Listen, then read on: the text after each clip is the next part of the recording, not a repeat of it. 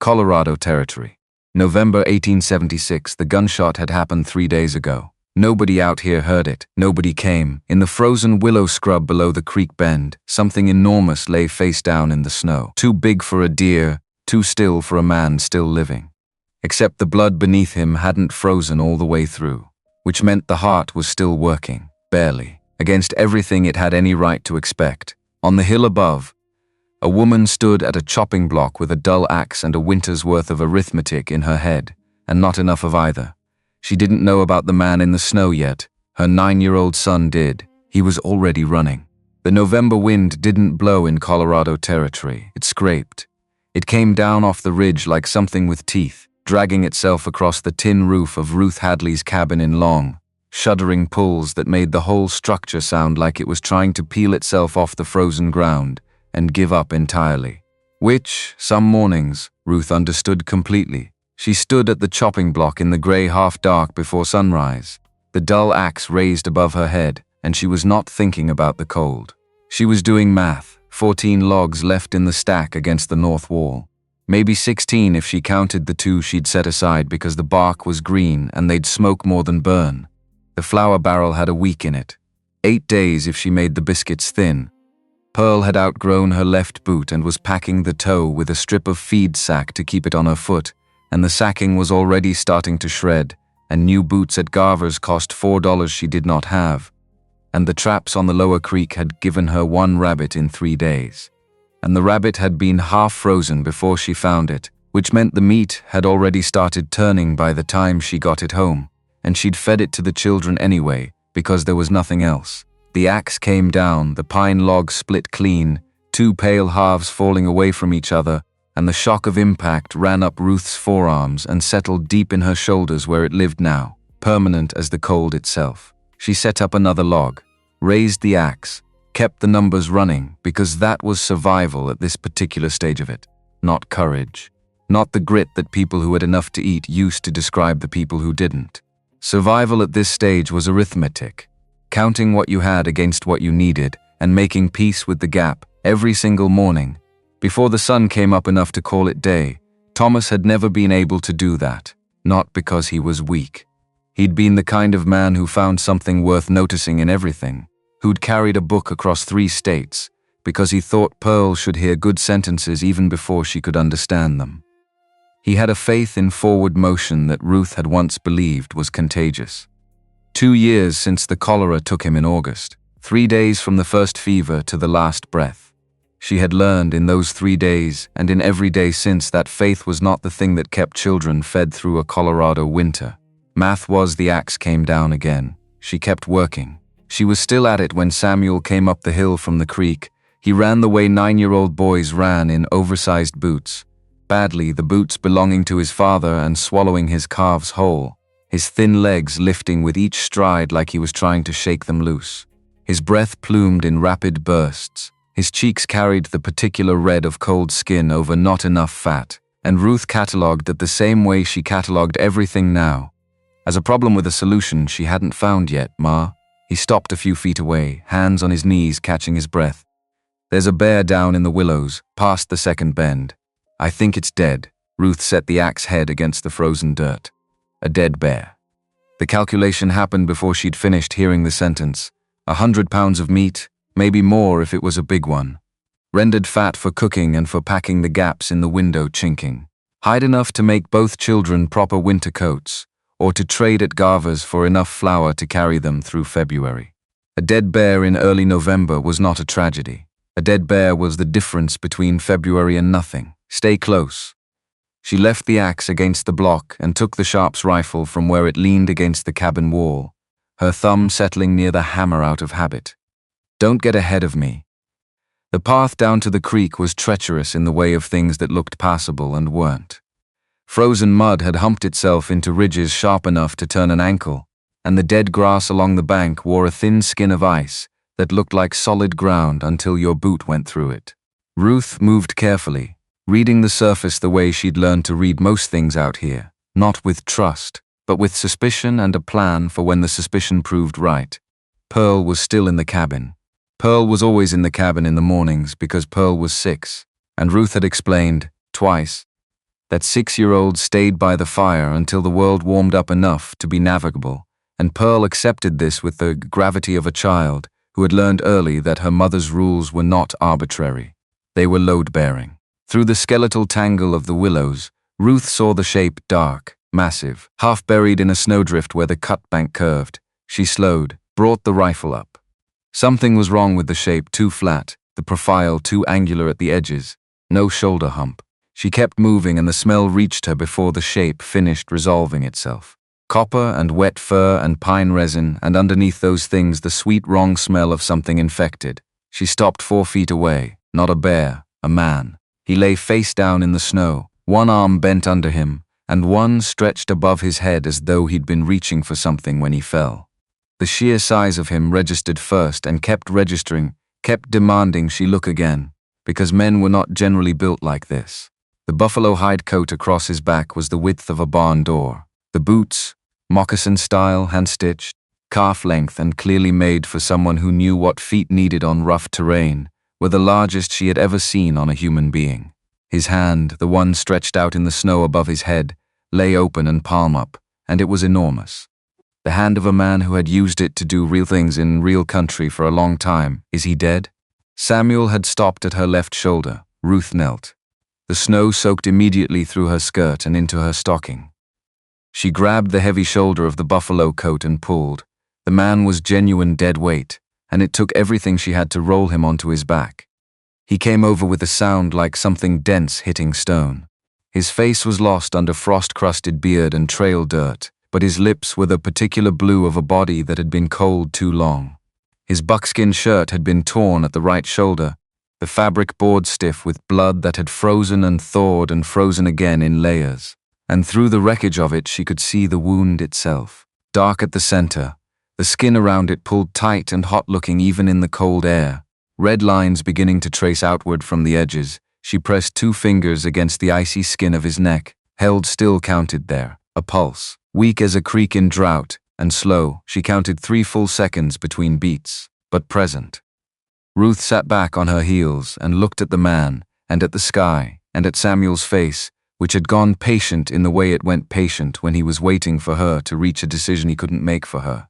The math was immediate and brutal. She had flour for 8 days, 14 logs, 1 functioning axe, no medicine, no doctor within 40 miles, no one to call for help and no time to call them even if there were someone. She thought, he will be dead by morning regardless of what you do. She thought, you cannot move 220 pounds of unconscious man up a frozen hill when you are one woman who hasn't eaten a full meal in 4 days. Then her hands moved, not decision, exactly.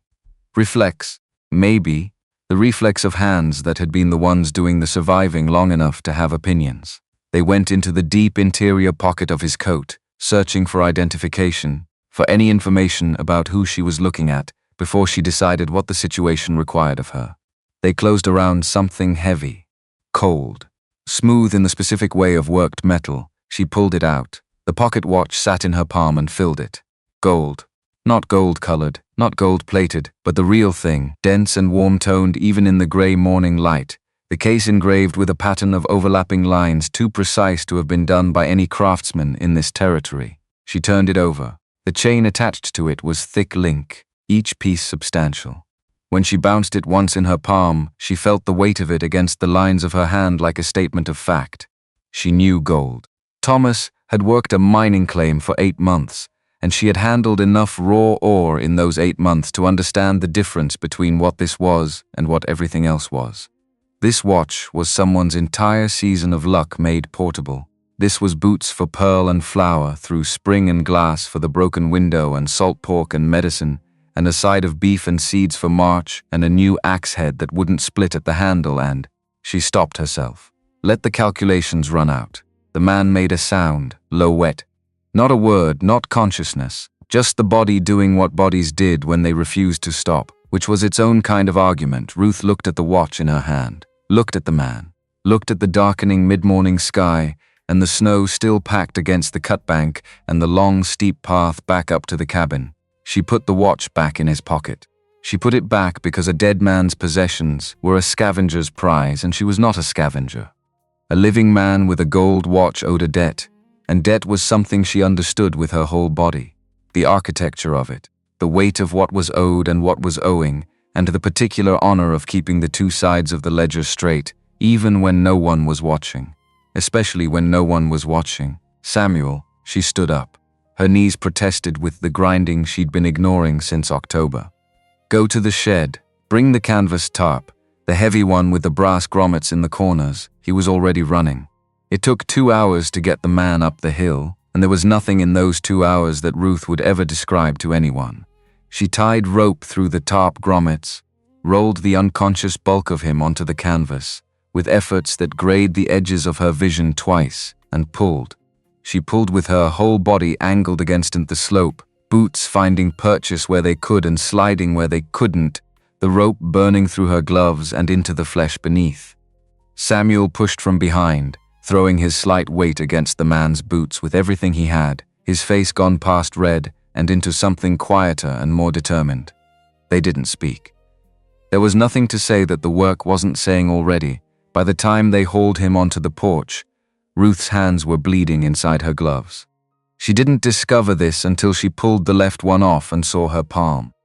She put the glove back on and kicked the cabin door open with her boot. Pearl was standing in the interior, with a candle in both hands, the flame tilting in the draft from the door. Her face showed the calm watchfulness she brought to alarming situations. Not frightened, just paying close attention, storing what she saw. Hold the candle steady, Ruth said. Stay back. They got him through the door and across the floor and onto the bed. The only bed, Ruth's bed, the one she and Thomas had shared, and that she had slept in alone for 2 years.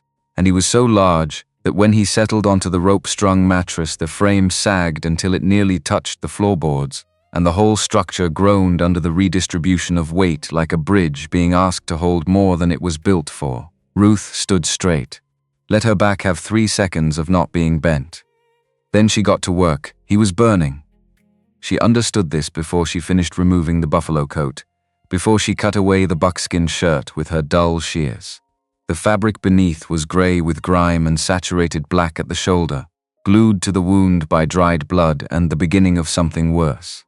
The heat coming off him was the wrong kind, the kind a body produced when it had turned its full resources against something invading it. Pearl. Ruth dipped a cloth into the bucket she'd set to warm near the stove. Hold the basin and don't move your feet. Pearl held the tin basin with both hands and watched with the clear-eyed attention of a child who has never been taught that difficult things were worth looking away from. Ruth pressed the hot cloth to the wound. The man convulsed. All of him, every pound, every inch, went rigid at once, and a sound tore out of his throat that was not quite a scream and not quite a word, somewhere between the two, and his left arm swung out with the mechanical force of a body acting entirely without a mind behind it. His hand locked around Ruth's wrist. The grip was absolute. Her forearm bones ground together. She did not gasp. She did not plead. She reached for the heavy iron spoon on the stove shelf and brought it down across his knuckles. His fingers loosened. She pulled free, stepped back, and rubbed her wrist with her other hand while she looked at his fever-flushed face. I am keeping you alive, she said, her voice level and not unkind but entirely clear. The next time you grab me, I'll find a less comfortable way to do it. He didn't hear her. The fever had him entirely. He moved through the delirium in the way of someone who was not anywhere near this cabin, his head turning side to side against the thin pillow, his cracked lips forming words she had to lean in to catch. Not names, not prayers, not the desperate scrambling after mercy she might have expected from a man this close to the edge, shipping contracts, land figures, timber rights. The low, methodical murmur of a man dictating terms in a meeting that wasn't happening. And then, clear as water. The deed is in the left pocket, Harlan. Crane doesn't get anywhere near the deed. Ruth straightened slowly. Crane. She put the name in the part of her mind where she kept things that needed context before she could use them. And she went back to work. The storm settled in that night and stayed for 3 days. The wind found every weakness in the cabin's chinking and drove cold through each one with the efficiency of something that had been doing this for 1,000 years and knew exactly where the gaps were. Ruth packed the worst of them with strips torn from a wool blanket she couldn't spare. The firewood burned at twice the rate she'd planned for, because keeping a fever patient in a Colorado winter required a different kind of heat than keeping 2 children, sustained, even, unrelenting, and every log she put in the stove was a calculation against what was left stacked outside. She and the children slept on the floor near the stove. The boards were cold in the absolute way of stone. They didn't hold heat. They conducted cold upward, patient and thorough. Ruth woke every hour to feed the fire, and every 2 hours to work water past the unconscious man's lips, tilting his enormous head with both hands and using a spoon to deliver it slowly enough that he wouldn't choke. Between these tasks, she lay on her back and listened to the storm and did the numbers, which never resolved the way she needed them to. The resentment was real. She didn't pretend otherwise, at least not to herself. She resented the wood. She resented the food, thin broth from rabbit bones, the last of what the traps had given her, fed to a man who wasn't awake to receive it. She resented the floor, the cold, the particular sound of his breathing, which was loud and ragged and took up all the air in the small space. She let herself feel all of it because denying it would have been a luxury, and she had given up luxuries 2 winters ago. She kept working anyway. The third morning, the storm broke. The silence that replaced it was so complete that Ruth sat up from the floor before she'd finished deciding to, her body responding to the change in sound before her mind caught it. The fire had burned down. She fed it without lighting a lamp, moving through the dark cabin by the geography she knew in her bones. Then she went to check the man. His breathing had changed. Still labored, still a long way from easy, but slower. The frantic working quality of it had eased into something more deliberate. The red lines that had been tracing outward from the wound 2 days ago had pulled back toward the center. When she pressed the back of her hand to his forehead, the heat she found was still elevated, but no longer the terrifying blaze of the first night. He was going to live. She was fairly certain he was going to live. Ruth sat on the wobbly stool and wrung a clean cloth in the basin and pressed it to his forehead and held herself still for a moment, which she could rarely afford and took now, because it was the middle of the night and no one was asking anything of her, and some part of her needed to exist without being asked anything for just a few minutes. Without the fever color in it, his face was stark. Not handsome in the way of men who had been told they were handsome. The nose had been broken and healed at its own judgment more than once, and the jaw was too heavy for any adjective that's soft. But it was a face that had been somewhere real, that had paid the full price of the country it had moved through. She'd learned to trust that kind of face. Her hand moved before she'd sanctioned it. She was reaching for the cloth, meaning to wring it out again, and instead her fingers brushed the hair at his temple, gray at the roots, darker at the ends, damp with cooling sweat. And she went very still when she understood what she'd done. She pulled her hand back, curled it into a fist in her lap. 2 years since she'd touched another adult with anything other than purpose. She hadn't understood until this moment how thoroughly she'd cauterized that whole range of need, had sealed it over with work and arithmetic, and the daily requirements of keeping 3 people alive. 4 seconds of unplanned contact and the scar tissue had cracked open along its entire length. She did not like this. She folded it back up, tucked it away, and stood Ma, Samuel's voice from the hearth, quiet but awake. She looked at him. He was sitting up in his blankets, firelight catching on the planes of his face, and for a terrible half-second he looked so much like Thomas that she had to let the moment pass before she could speak. "You should be asleep." "I was checking something." He stood and crossed the floor in his sock feet, and when he reached her he opened his hands. 5 coins. Gold. Double eagles.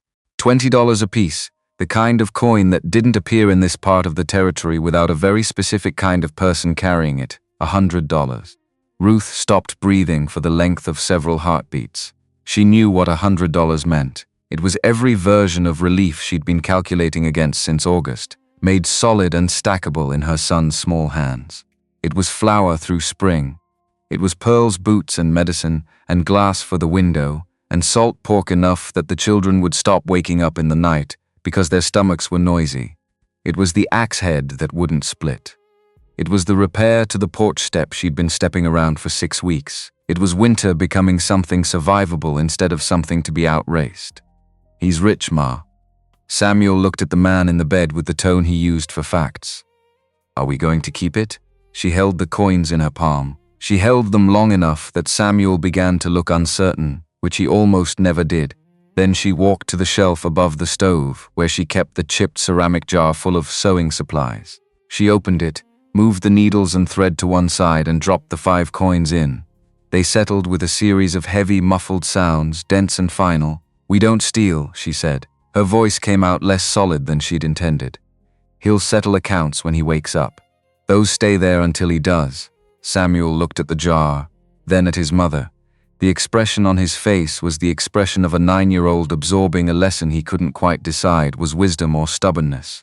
And deciding provisionally to trust that it was one of them, he went back to his blankets. Ruth sat down at the table and did not look at the jar, and did not think about what was in it, and worked on Samuel's boot sole until the candle burned down too far to see by. Morning of the 5th day arrived grey and windless, the storm having spent itself entirely, and left a world that was white and absolute and brutally quiet.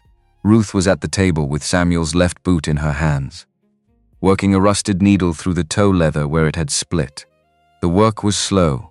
The needle was the wrong size and kept slipping, and her right thumb had been punctured twice already, and the leather at the toe was thinner than she'd realized, which meant the repair was going to hold for 2 weeks at most before she was back at the same problem. She was deciding whether it was worth the thread when the bed ropes shifted with the sound of deliberate movement. She tied off the stitch she was on, cut the thread with her teeth, set the boot down. Only then did she turn. The man was awake, not surfacing, not half-conscious, fully awake, his eyes open and moving through the room with an efficiency that stopped her breath for a moment. He looked at the door first, then at the rifle, then at the sleeping shapes of the children near the stove, then at her. The eyes themselves were a pale grey, the precise color of sky in the hour before a hard storm committed to itself, and they were completely, unsettlingly clear. He was taking inventory. She recognized it because she did it herself every time she entered an unfamiliar space, mapping exits, cataloging threats, establishing the facts of where you were and what you had to work with. Except he was doing it from a bed he couldn't get out of, which meant whatever his situation was, his instincts had stayed operational through 5 days of fever and delirium. The silence between them had weight. "Where's my coat?" His voice was wrecked, 2 stones grinding at the bottom of a dry well, but it was not confused, not disoriented, not the voice of a man just returned from the edge. It was the voice of a man who woke up in strange rooms and wanted information. Ruth felt the irritation move through her chest, clean and familiar. Not "where am I?" Not "who are you?" Not. And this was the one she kept returning to, "Thank you." "Good morning to you too," she said. She stood up, her knees giving their usual commentary, and went to the water bucket. She broke the skin of ice on the surface with the tin dipper and poured a measure into a cup. She walked to the bedside and held it out. He looked at the cup, then at her. Then he planted his left elbow against the mattress and tried to push himself upright. The color left his face so quickly it was almost interesting to watch, the blood simply evacuating, and what replaced it was a gray-white that looked like river clay in winter. His right shoulder had other ideas about the whole enterprise and communicated them at volume. He made a sharp sound through his teeth and went back down, his chest working hard, a new sweat breaking across his forehead from the effort. He lay there for a moment, angry in the specific way that large men were angry when their bodies refused the instructions they gave them. "You took a rifle bullet to the shoulder meat," Ruth said. She was not unkind about it, she was simply accurate. "It festered deep before I got to it. 3 days ago I dug the lead out with a paring knife. The stitches are holding, but they'll tear if you move wrong, and I have nothing left that's clean enough to rebandage it. So I'd suggest staying flat." He looked at her with eyes that were deciding something about her. "Water," he said. Ruth held the cup where it was and looked at him. He looked back. The cabin was very quiet. Pearl slept on. Samuel had gone still in the way of a child pretending to sleep who was absolutely not sleeping. Something moved through the man's jaw, a grinding down. The visible work of a pride that was being asked to do something it found genuinely difficult. The pause before his next word was long enough to mean something. "Please." She stepped forward and slid her free hand behind his neck. He was terrifyingly heavy, even in this small way, the back of his skull like a stone in her palm, and lifted his head just enough. She brought the cup to his lips. He drank with the completeness of someone who had been without water long enough that the body had stopped being polite about needing it. Water running down his chin and soaking into the collar of what remained of his shirt, and he emptied the cup entirely. She lowered his head and stepped back, Name, he meant hers, Ruth Hadley. She set the empty cup on the table. This is my property. My children. Samuel and Pearl. She looked at him steadily. Now, who are you? And who shot you, Boone Callahan? A fractional pause, the kind she was beginning to recognize as his version of deciding how much to give. Out of Denver, and the shooting, dispute over a land deed. His voice had smoothed marginally with the water, the gravel in it settling. It'll be resolved. Ruth let the silence sit for a moment, the way you let a pot sit to see if it would boil. People don't usually shoot each other over paperwork, Mr. Callahan. They shoot each other over money or over lies. Usually both at once. Something shifted at the corner of his mouth. Not a smile, something more guarded than that, a recognition of a thing said accurately. You're a practical woman, Mrs. Hadley. I'm a hungry woman. You've been bleeding on my only mattress and burning my winter wood for 5 days. I don't have the energy for anything that doesn't move us forward. She turned to the stove and ladled oatmeal into a bowl. Thin oatmeal, the kind stretched with water, the kind that had been the same meal for 4 days running. She brought it to the stool beside his bed and held a spoon near his mouth. He looked at what was in the bowl. What is that? Breakfast. I'd rather not. Suit yourself. She pulled the spoon back and started to stand. Wait. The word came out before he'd finished deciding to say it. He swallowed something that was not oatmeal. I'll eat it. She sat back down and fed him in silence, and he ate with the mechanical resignation of a man doing a necessary thing, his jaw working steadily, his eyes drifting to the window where the oil paper let through a flat grey morning light. Between spoonfuls he looked at things. Her cuffs, frayed at the wrists. The floor where a board had warped and left a gap she'd stuffed with burlap. The window, Pearl's boot on the floor near the hearth with its feed sack packing visible at the toe. He was reading the room. She understood this. She let him read it because there was nothing in it she was ashamed of, and because people who read rooms carefully were people who understood that rooms told the truth about the lives inside them. You saved my life, he said, when the bowl was empty. He said it to the ceiling, not to her, and the tone was precise. Not gratitude, not sentiment, but the acknowledgement of a fact being added to an account. My son found you in the willows. She scraped the last of the oatmeal from the bowl. I wanted to leave you for the coyotes. You're too heavy and you eat too much. He turned his head and looked at her then. Not the inventory look. Something different, something that was actually seeing rather than cataloging. Then why didn't you? Her hand went still on the spoon. She thought about the watch. The cold gold weight of it in her palm. The decision that hadn't felt like a decision so much as a fact her hands had arrived at before her mind caught up. She met his eyes, those storm grey eyes, and she held them without flinching and without giving him anything he hadn't earned yet. The ground is frozen solid, Ruth said, and I don't have a shovel strong enough to bury a man your size. 9 days after Ruth pulled Boone Callahan out of the willows, the flour barrel hit bottom. She knew it was coming. She'd been counting the days against the supply since the 3rd morning, had stretched it further than she'd thought possible through a series of small deprivations she hadn't announced to the children, and that the children, being her children, had noticed without mentioning. But knowing something is coming and meeting it are different things, and when she upended the barrel and tapped the staves and collected 2 tablespoons of pale dust in the scoop, the fine tremor that moved through her hands surprised her with its honesty. She stood at the table with her back to the room. Behind her, the bed ropes shifted. Boone had been sitting up for 2 days now, propped against the log wall, the patchwork quilt over his legs. The worst of the swelling in his shoulder gone down to a hard knot of scar tissue that he tested every morning with his good hand, methodically, the way a man assessed damage to something he needed operational again. He had been watching her since the first day he was awake enough to watch anything, and he had been doing it with a thoroughness she'd learned not to bother resenting because resentment required energy and she was running short. You're out, he said back. I have enough for hardtack. She kept her back to him. The tremor in her hands was nobody's information but hers. Flour and water on the skillet. For the children. Not a question. Don't tally my meals in my own house. She turned then, because the pressure behind her sternum required facing something, required directing itself somewhere. I know exactly what I have and what I don't. I've been knowing it longer than you've been conscious. He looked at her with those grey eyes that didn't flinch and didn't soften. He'd been watching her not eat since Tuesday. She understood that now. "Bring me my coat," he said. "You're not leaving. It's below zero out there and the snow is past your knees in the open. You'd make it to the tree line. I'm not going anywhere. Bring me the coat." She got it from the peg by the door, dropped it across his legs with less gentleness than the situation required, and felt no particular regret about that. He worked his good hand into the deep side pocket and pulled out the pocket watch, checked the interior pockets. His hand slowed, moved through the lining. Still, the fire was the only sound in the cabin. He didn't look at her. He finished his examination of the coat's interior, methodical, unhurried, and withdrew his hand empty. He held the watch and opened the case.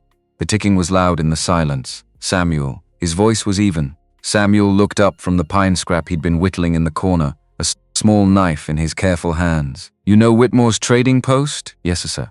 "South along the creek, about 3 miles. Take this." He held out the watch by its chain. The gold caught the firelight and threw a brief flash across the low ceiling. "Bring it to Jed Whitmore. Tell him Boone Callahan sent you. Tell him to hold the watch as collateral and load a sled with what he thinks is fair. Flour, salt pork, coffee, sugar, dried fruit if he has any, dried apples if he has those, and if there's beef hanging in his ice house, have him put a side of it on too. He knows my credit. He'll do it." Samuel was already on his feet. "Stop." Ruth moved to put herself between her son and the door. She looked at the man in the bed, at his large, weather-wrecked hands and his storm-colored eyes, and the absolute certainty with which he'd just issued instructions in her house to her child. "You don't run things here. I know I don't." He looked at her without defensiveness, without apology, with the directness of someone who had decided that directness was the only currency worth spending. "I ate your winter stores, Mrs. Hadley. Now your children are going without. That's not sentiment. That's an account that needs balancing. And this is what I have available to balance it with." The math of it landed before she could stop it from landing, because it was accurate. That was the infuriating thing about this man. He kept being accurate in ways she couldn't argue with. She looked at Samuel, at his thin face with Thomas's patience in it, at Pearl, who had come quietly to stand at the edge of the scene, one hand on the table watching. Ruth stepped aside. "Bundle up properly," she said to her son. "The wool neck scarf. Both mittens." Samuel was out the door in 2 minutes flat, the watch chain glinting once in the wedge of cold light before the door swung shut behind him. Ruth stood in the middle of her own floor and looked at the man in her bed, and the man in her bed looked back at her, and the fire worked at the silence without making much progress. "The money," she said. She went to the mantel shelf, took down the ceramic jar, carried it to the bedside and upended it over the quilt. 5 double eagle coins tumbled out and settled into the fabric, heavy and still and gleaming. Boone looked at the coins, looked at the jar, looked at Ruth. "I didn't spend them." The words came out without the flatness she'd aimed for. She let them. "I wanted to. I told myself you were dying anyway. Then I told myself you owed us for the work. Then I put them in the jar because every time I thought about spending them, it felt like something that would stay on me, and I've got enough that stays on me already." He was quiet for a long moment. "I know you took them," he said. "I assumed you did. You checked the coat?" "I checked the coat the first morning I was clear-headed enough to check it. And I knew you hadn't spent them because you were still stretching the flour." He looked at the 5 coins on the quilt, then at her hands beside them, rough-knuckled, work-scarred, still carrying the marks from the rope on the day she'd pulled him up the hill. A person who takes something and then can't use it didn't really take it. She opened her mouth to argue this. "Keep them," he said, before she could. "Call it payment for the knife work and the nursing and the floor you've been sleeping on for 9 days on my account.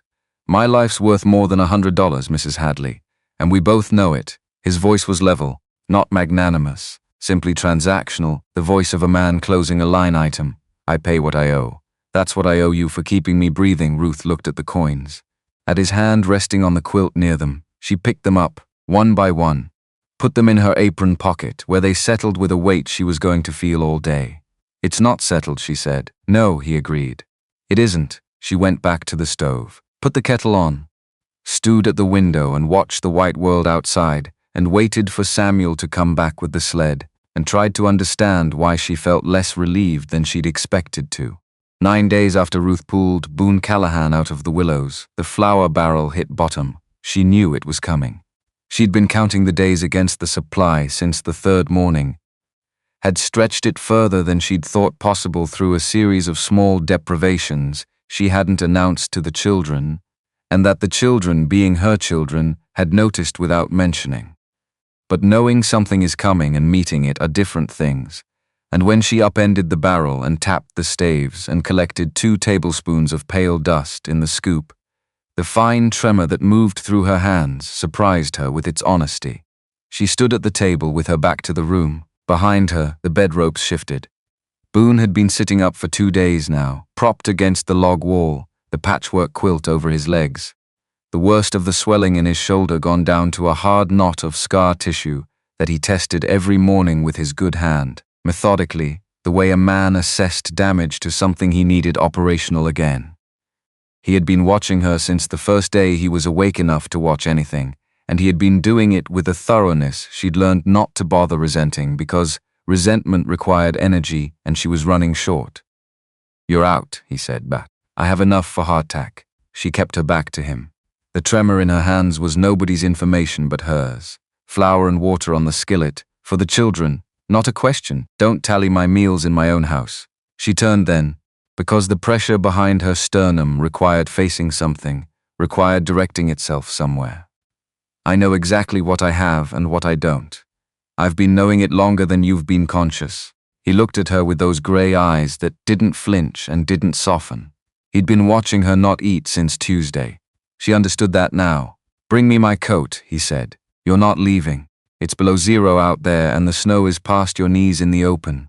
You'd make it to the tree line. I'm not going anywhere. Bring me the coat." She got it from the peg by the door, dropped it across his legs with less gentleness than the situation required, and felt no particular regret about that. He worked his good hand into the deep side pocket and pulled out the pocket watch, checked the interior pockets. His hand slowed, moved through the lining. Still, the fire was the only sound in the cabin. He didn't look at her. He finished his examination of the coat's interior, methodical, unhurried, and withdrew his hand empty. He held the watch and opened the case. The ticking was loud in the silence. "Samuel." His voice was even. Samuel looked up from the pine scrap he'd been whittling in the corner, a small knife in his careful hands. "You know Whitmore's trading post?" "Yes, sir."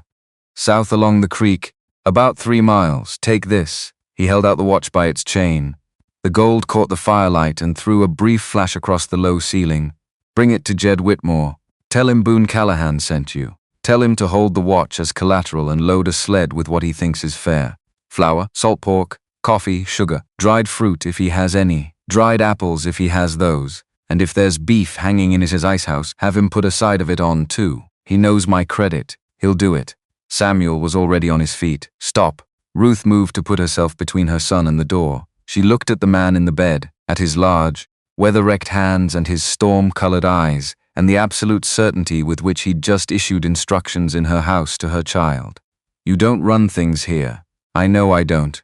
He looked at her without defensiveness, without apology, with the directness of someone who had decided that directness was the only currency worth spending. "I ate your winter stores, Mrs. Hadley. Now your children are going without. That's not sentiment. That's an account that needs balancing. And this is what I have available to balance it with." The math of it landed before she could stop it from landing, because it was accurate. That was the infuriating thing about this man. He kept being accurate in ways she couldn't argue with. She looked at Samuel, at his thin face with Thomas's patience in it, at Pearl, who had come quietly to stand at the edge of the scene, one hand on the table watching. Ruth stepped aside. "Bundle up properly," she said to her son, "the wool neck scarf. Both mittens." Samuel was out the door in 2 minutes flat, the watch chain glinting once in the wedge of cold light before the door swung shut behind him. Ruth stood in the middle of her own floor and looked at the man in her bed, and the man in her bed looked back at her, and the fire worked at the silence without making much progress. "The money," she said. She went to the mantel shelf, took down the ceramic jar, carried it to the bedside and upended it over the quilt. 5 double eagle coins tumbled out and settled into the fabric, heavy and still and gleaming. Boone looked at the coins, looked at the jar, looked at Ruth. "I didn't spend them." The words came out without the flatness she'd aimed for. She let them. "I wanted to. I told myself you were dying anyway. Then I told myself you owed us for the work. Then I put them in the jar because every time I thought about spending them, it felt like something that would stay on me, and I've got enough that stays on me already. He was quiet for a long moment. I know you took them, he said. I assumed you did. You checked the coat? I checked the coat the first morning I was clear-headed enough to check it. And I knew you hadn't spent them because you were still stretching the flour. He looked at the 5 coins on the quilt, then at her hands beside them, rough-knuckled, work-scarred, still carrying the marks from the rope on the day she'd pulled him up the hill. A person who takes something and then can't use it didn't really take it. She opened her mouth to argue this. Keep them, he said, before she could. Call it payment for the knife work and the nursing and the floor you've been sleeping on for 9 days on my account. My life's worth more than $100, Mrs. Hadley, and we both know it. His voice was level, not magnanimous, simply transactional, the voice of a man closing a line item. I pay what I owe. That's what I owe you for keeping me breathing. Ruth looked at the coins. At his hand resting on the quilt near them, she picked them up, one by one, put them in her apron pocket, where they settled with a weight she was going to feel all day. It's not settled, she said. No, he agreed. It isn't. She went back to the stove, put the kettle on, stood at the window and watched the white world outside and waited for Samuel to come back with the sled. Samuel came back at mid-afternoon with the sled loaded to its rails and the look of a boy who had done something real and knew it. Jed Whitmore had apparently taken the watch, confirmed the name, and moved immediately. The sled carried a 50-pound sack of flour tied at the neck, a cloth bag of coffee beans, salt pork wrapped in brown paper, a twist of sugar, dried apples, and at the back, roped separately, a solid side of beef that was going to last them into February if she was careful about it. Whitmore had also sent a small paper parcel of baking soda, which she hadn't asked for and which made her throat tighten in a way she dealt with by immediately beginning to unload the sled. The cabin smelled different that evening. Salt pork in the iron skillet, real coffee. Pearl ate with the focused solemnity of a child experiencing something worth concentrating on, her fork moving in steady rhythm, not talking, not looking up. Samuel ate the same way. Ruth ate standing at the stove and tasted nothing because she was watching them eat, and that was the better meal. Boone ate from a bowl she'd set on the bed rail and said nothing, which was the right thing to do. After, when the children were in their blankets and the fire had settled, Ruth cleared the table and sat down with the lamp and her mending. The needle she'd been fighting with all day had finally given up its argument and was moving through the leather the way she'd needed it to. She worked in silence. Boone was still awake. She could tell by the quality of it. Awake still was different from asleep still, the difference between something resting and something thinking. The deed, he said. After a while, Ruth set down the boot, got up, went to the apron hanging by the door, and reached into the deep left pocket. The land deed was folded the way she'd folded it on the first morning, the creases softened from 10 days against her hip. She set it on the table between them without sitting down. The silence in the room changed in the way silences changed when something that had been pending became present. I found it the first day, she said. When I cut your shirt away, I read it. He looked at the document. Something was moving behind his eyes, working through several things before it arrived somewhere. How much did you understand? Enough. 14,000 acres, Valley Ridge Section 7, Callahan Ridge Holdings filed at the Santa Fe Land Office in May. She paused. Callahan Ridge Holdings. Something shifted in his expression, the slight adjustment of a man who had not expected her to name the company and was deciding how to account for her having done so. My lawyer's suggestion, he said, cleaner for territorial filing purposes than filing under a personal name, less exposure if a claim gets challenged. He reached out and took the deed, unfolded it, checked the edges the way a man checked something he'd been carrying a long time and needed to know was still intact. Refolded it along its original lines. I bought the valley to run a rail spur through the ridge. The Colorado Central needs a depot junction at this elevation. The creek gives year-round water for the boilers, and the grade through the upper section is workable. I filed the claim in May. He held the refolded deed in his large hands and looked at it. I was coming here to survey the depot site when Edgar Crane caught up to me on the South Trail. Crane. The name she'd been holding without context for 10 days finally had its shape. Your partner, she said. My partner. The 2 words, the second one landing harder than the first. 15 years. I laid my first track in 61, and he was the man who read the terrain for me, could look at a hillside and tell you what the grade would cost before you ran a measurement.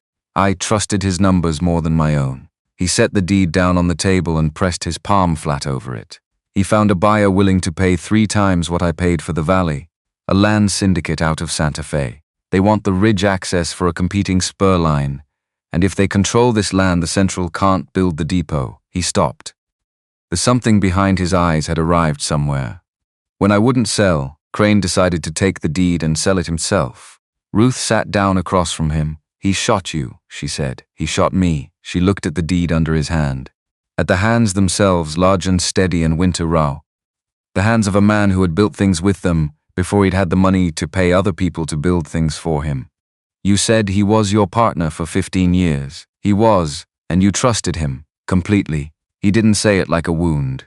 He said it like a fact he had finished being surprised by. His wife and Margaret were friends. He stood at the graveside with me when she died. He paused, and something crossed his face in the instant before he controlled it. Something specific and quiet and entirely unperformed. I built things after Margaret died, contracts, acquisitions, lines. Kept myself occupied in the way that occupied substitutes for something else for a while. Crane was part of all of it. He looked at the deed. Finding out a person is not who you understood them to be. It doesn't just change what you think of them. It changes what you think you were, for having trusted them. The fire made its small sounds.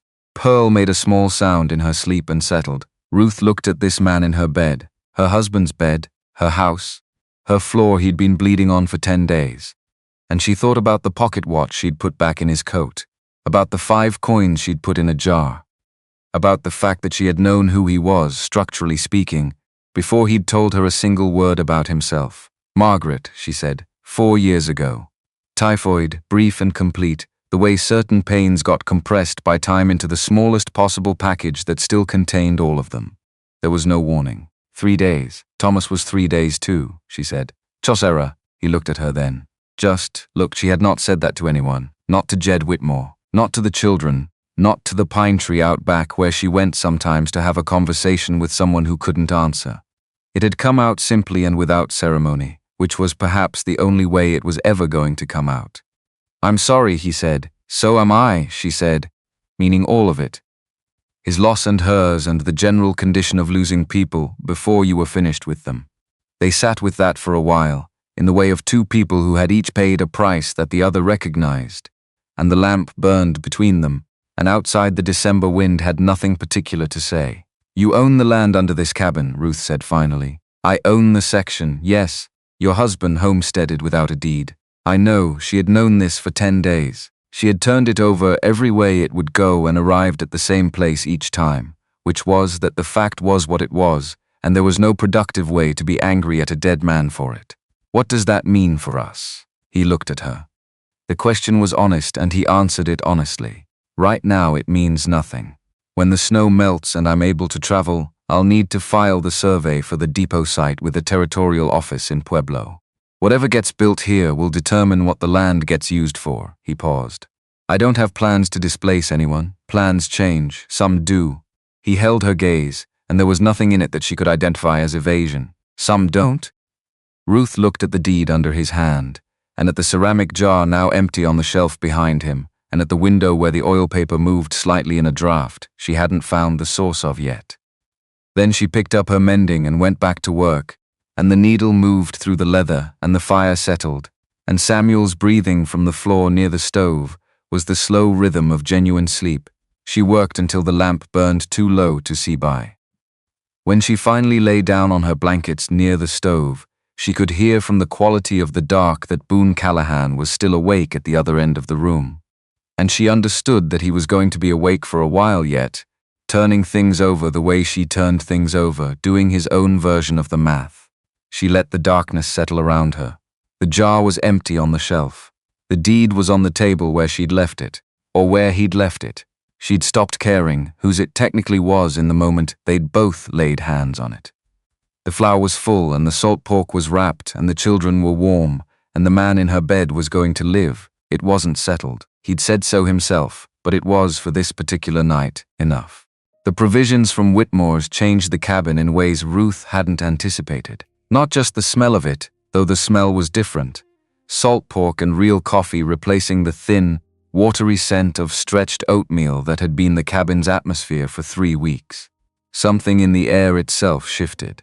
The particular tension that lived in a space where there was not enough of something necessary, food, warmth, any margin at all, had eased by 1 degree, which was not the same as easing entirely, but was enough to notice in the body, in the way the shoulders sat differently when they weren't braced against the next shortage. Ruth noticed it in the children first. Pearl stopped waking in the night. Samuel's hands, which had developed a fine tremor she'd been watching and not commenting on, steadied over the course of 4 days. These were small things. They were everything. She noticed it in herself last, which was characteristic. What she didn't anticipate was learning to read Boone Callahan. It happened the way most things happened in a space this small. Not through intention, but through proximity and repetition. He was there when she woke, and there when she went to sleep, and there in all the hours between. And a person paid attention whether they meant to or not. She learned the specific sound of him when he was asleep versus awake. Asleep, he breathed evenly and was entirely motionless, the stillness of a large animal that had learned long ago that stillness was its own kind of safety. Awake, there was a quality of attention in the room, a directed awareness. Even when he appeared to be looking at the ceiling, she learned that he ate fast. Not greedily, efficiently, the way a man ate who had spent years in conditions where meals didn't wait. She learned that he tested his shoulder every morning with his good hand, working through a series of small movements, cataloging what had improved and what hadn't with the detachment of someone assessing equipment rather than their own body. She learned that he watched Samuel do mathematics with an attention he didn't announce, and that after 3 days of watching he said, once, quietly, "You're carrying the 7 wrong. When you carry a number, it belongs in the next column, not the one you're working in." Samuel had tried it, had gotten the answer right on the first attempt. Had looked at Boone with the expression of someone who had just discovered that a tool worked. Ruth had come in from the woodpile to find her son doing long multiplication with focus she'd never managed to produce in him through direct instruction, and she'd stood in the doorway for a moment and not said anything. What she did not learn, not for nearly 2 weeks, was the full shape of what Boone Callahan was carrying. He gave information the way he gave everything, precisely, without surplus, only when the situation required it. She had the bones of it, the deed, the valley, crane, the rail spur. But bones were not the whole animal. The night she got the rest of it started with the deed, she had left it on the table after their conversation, and it had stayed there, neither of them moving it, the way objects sometimes stayed in the place where a difficult thing had happened, because moving them felt like claiming something that hadn't been fully resolved yet. On the 12th evening, when Pearl was asleep and Samuel was somewhere between, Ruth set 2 cups of coffee on the table and sat down across from the deed and looked at it. After a moment, Boone reached from the bed and took the cup she'd placed at the near edge of the table. The fact of 2 cups and no comment required was its own conversation. "Crane was in your fever," she said. He turned the cup in his hands. "What did I say? Keep the deed away from Crane. Keep it in the left pocket." She looked at the folded document between them, and a name. Harlan. Something moved across his face. Brief and controlled, but she caught it. Harlan was what I called him. His given name. Edgar Harlan Crane. He set the cup down. We used given names with each other. 15 years of given names. He was quiet for a moment in which the fire said something neither of them needed to interpret. I built the first line with 30 men and a surveying kit I bought used from a man in Cincinnati. Harlan read the terrain. I ran the numbers. For the first 4 years, we didn't pay ourselves. Everything went back into the next section of track. He looked at his hands, the hands of a man who had driven stakes and strung line and carried timber before he had the capital to pay other men to do it. When Margaret died, he handled everything I couldn't handle. The condolence letters, the business correspondence, the decisions that needed making while I was not available. For 6 months after she died, I was not fully available, and he kept things running. Ruth listened. She understood that this was not easy to say, and that it was being said anyway, and that the being said anyway was significant. "And then he tried to kill you," she said. "And then he tried to kill me." He picked the cup back up.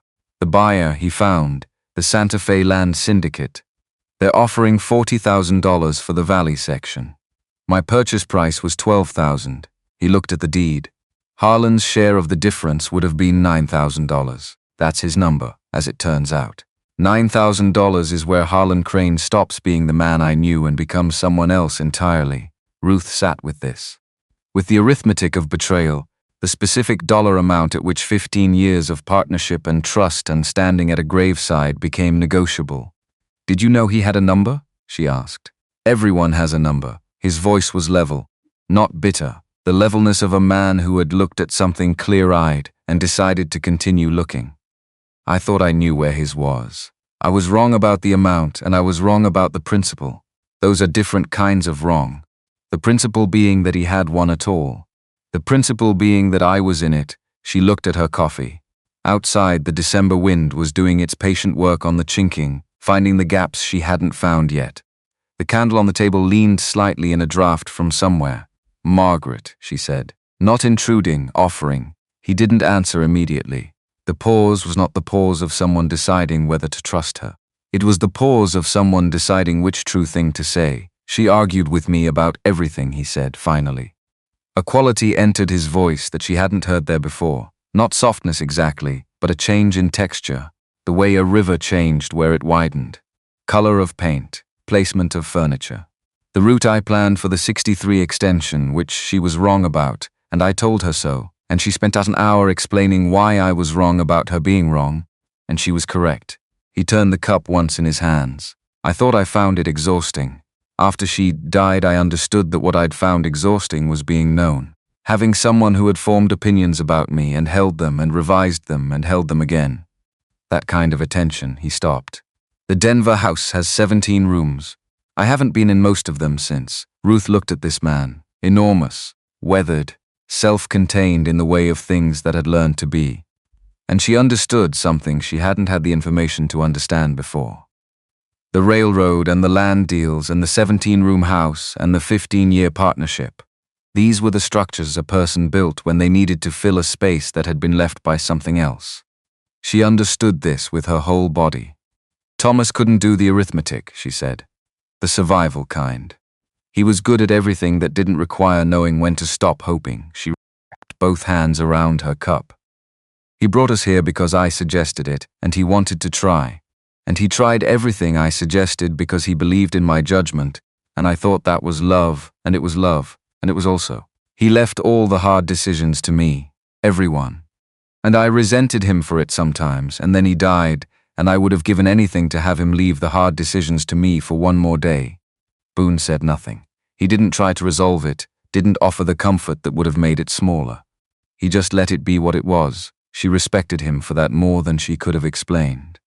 He's buried out back, she said. Small pine tree. Samuel planted it the spring after. I saw it from the porch, Boone said. When I started going outside, she nodded. That was enough of that. They finished their coffee. Samuel had gone genuinely to sleep somewhere in the middle of it, his breathing slow and regular from the floor. Pearl hadn't moved. The fire had burned to coals, and Ruth got up to feed it. And when she sat back down, she picked up her mending, and Boone leaned his head back against the log wall. And they sat in the late-night quiet of the cabin, without making it into something that needed to be named. 3 days after Ruth's return, Edgar Crane came back. This time he didn't come to the cabin. Jed Whitmore's boy arrived at mid-morning with a note in his mother's careful handwriting. Jed's wife was the writer of the family. That said simply, Crane is here. Has papers, showing them to anyone who'll look. Thought you should know. Ruth read it twice. Set it on the table. Papers, she said, to the room in general. Boone was on his feet by the window, which he'd taken to standing at in the mornings for 20 minutes at a time, building back the endurance that 5 weeks of horizontal recovery had cost him. He was a very large presence at the window. The light fell across him from the left and showed the full extent of what the territory had done to him over however many years he'd been moving through it. Not damage exactly, but a certain weight of experience laid into the structure of his face the way weather laid itself into stone. Injunction, he said, without turning from the glass. Crane filed faster than Blythe expected. An injunction pending the hearing freezes the deed. I can't act on the land while it's in effect, which means the depot plans stall. which means Crane can tell everyone in this territory that the claim is in legal dispute and they'd be unwise to make arrangements with me, and he's showing it at Whitmore's, because Whitmore's is where everyone comes. He's building the story before the facts settle. He turned from the window. His eyes had a particular quality that she'd only seen in him twice before. A compression of something that had been running hot, brought down to operational temperature through pure will. He doesn't need to win the legal case if he can make me look like a bad bet. Ruth was already putting on her coat. Mrs. Hadley. Don't. She buttoned the coat with the efficiency of someone who had made the decision before she started talking. I know what you're going to say.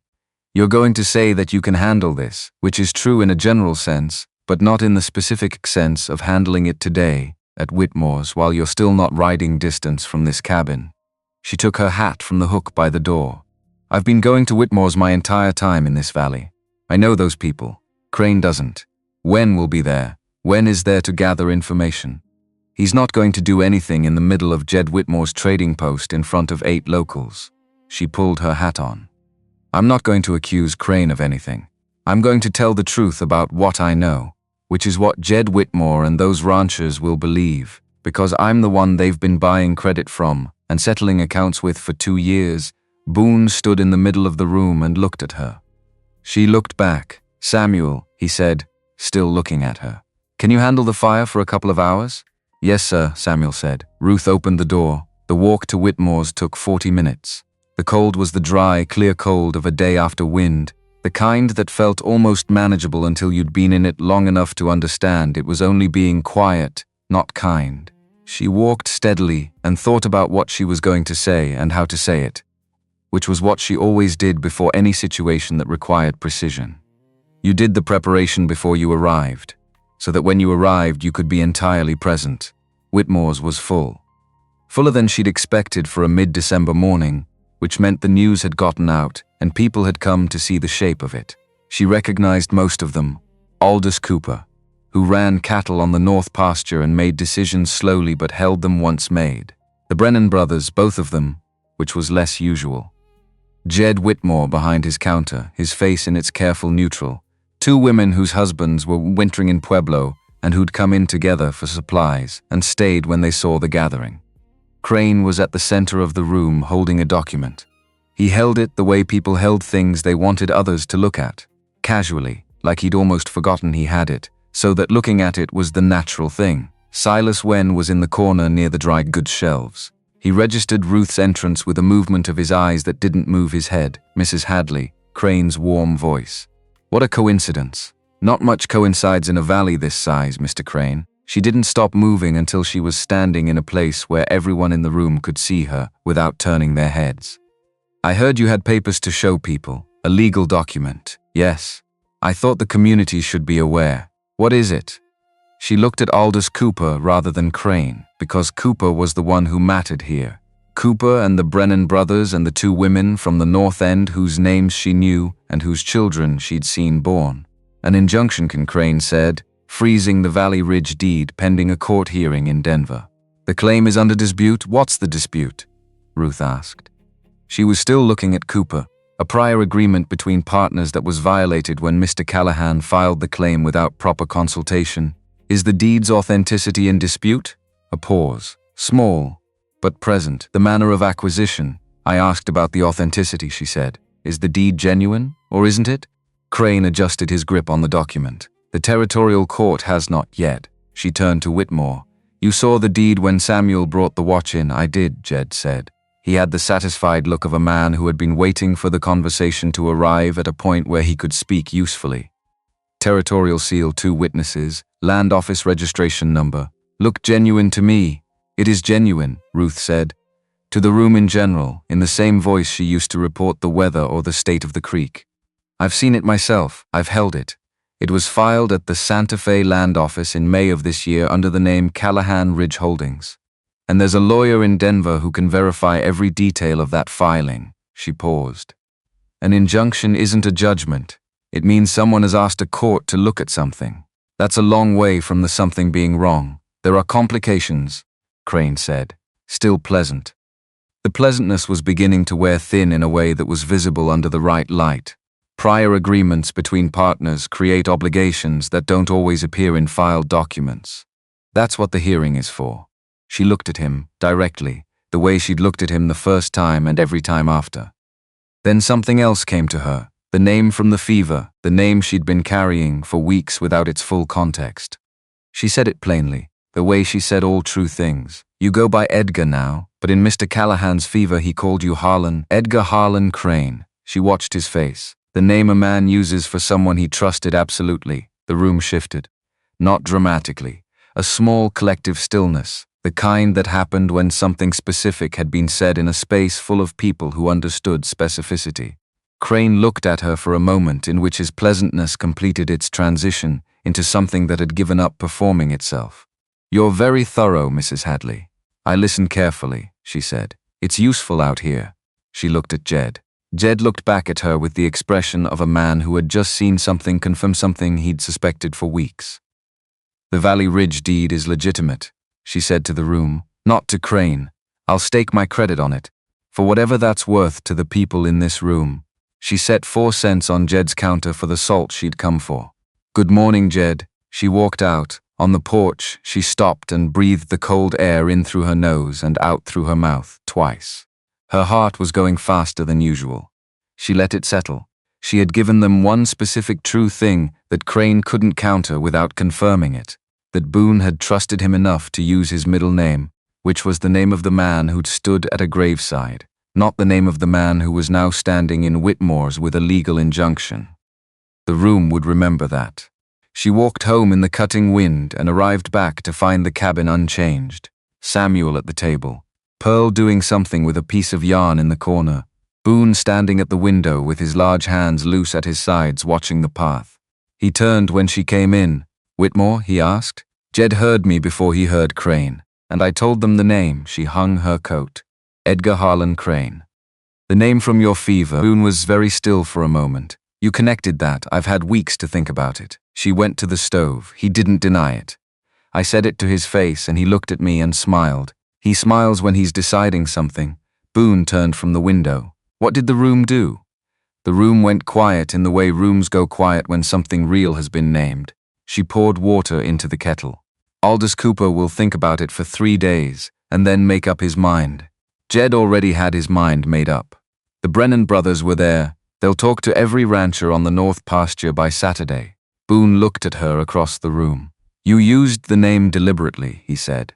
I used the truth deliberately, she said, which is the only way I know how to use it. He wrote 2 letters that evening, one to Harrison Blythe laying out the deed's provenance and Crane's likely legal strategy, and one to the territorial marshal in Pueblo, naming Crane and providing what details he could about the shooting on the South Trail. Ruth sat at the table's far end, while he wrote and memorized the key contents of both as he read them aloud to her, because he understood without being told that she was the kind of person who would want to know what she was carrying, and because she was in fact exactly that kind of person. The hand that held the pen moved with the deliberateness of a man who wrote to be understood, not to impress. The sentences were short and their meaning was precise, and there were no words in them that were doing more than one job. She left before first light. Samuel knew she was going.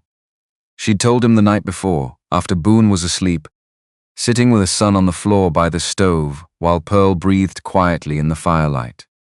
She had explained as much as he needed to know and not more, which was that she was carrying something important to the city and would be back inside of 10 days, and that Mr. Callahan would be here and was well enough to be useful in an emergency, and that Samuel's job was to keep the fire and keep Pearl and keep the door latched at night. Samuel had listened with the particular quality of listening he'd had since Thomas died, thorough, unhurried, already building the plan before she finished talking. Yes, ma'am, he'd said when she was done, and then, is Mr. Callahan going to stay after you get back? She had looked at the fire. I don't know yet, she'd said. Which was true, and which was more than she'd said aloud to herself up to that point. She took the bay mare from Whitmore's, by prior arrangement with Jed, who asked no questions because Jed Whitmore was the kind of man who understood that women who came asking for horses before sunrise in December were not doing so recreationally. He lent her the mare, a pair of saddlebags, and a waxed canvas cover for the bags, and said, "Safe trip, Ruth," that was all. The road south along the creek was passable for the first 6 miles, the snow packed down by enough previous travel to give the mare purchase. After that it opened onto the main territorial road, which was wider but less sheltered, and where the wind had its way with the drifts. Ruth kept her head down and let the mare find her footing and thought about Blythe's address, which Boone had made her repeat 3 times. Larimer Street. Above the ASIC office, 3rd door on the left, and the specific phrases in the letter that Blythe would need to act on quickly. She did not think about the length of the road. She thought about the next mile, and the one after, and the one after that. This was how she had survived most things. She made the lower pass on the afternoon of the 2nd day. The grade was navigable, the snow compressed enough by earlier travelers that the mare moved through it with only occasional difficulty.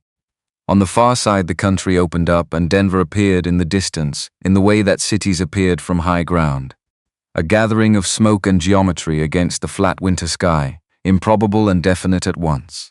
She found Harrison Blythe on the 3rd morning of travel, above the assay office on Larimer Street, exactly where Boone had said he'd be. He was a compact man of 60, with the organized energy of someone who had been practicing law long enough to understand that most crises were fundamentally logistical and could be managed if you stayed calm and knew which drawer the relevant document was in. He read Boone's letter standing up, asked Ruth 4 precise questions, asked her to wait, and disappeared into an interior room for 20 minutes.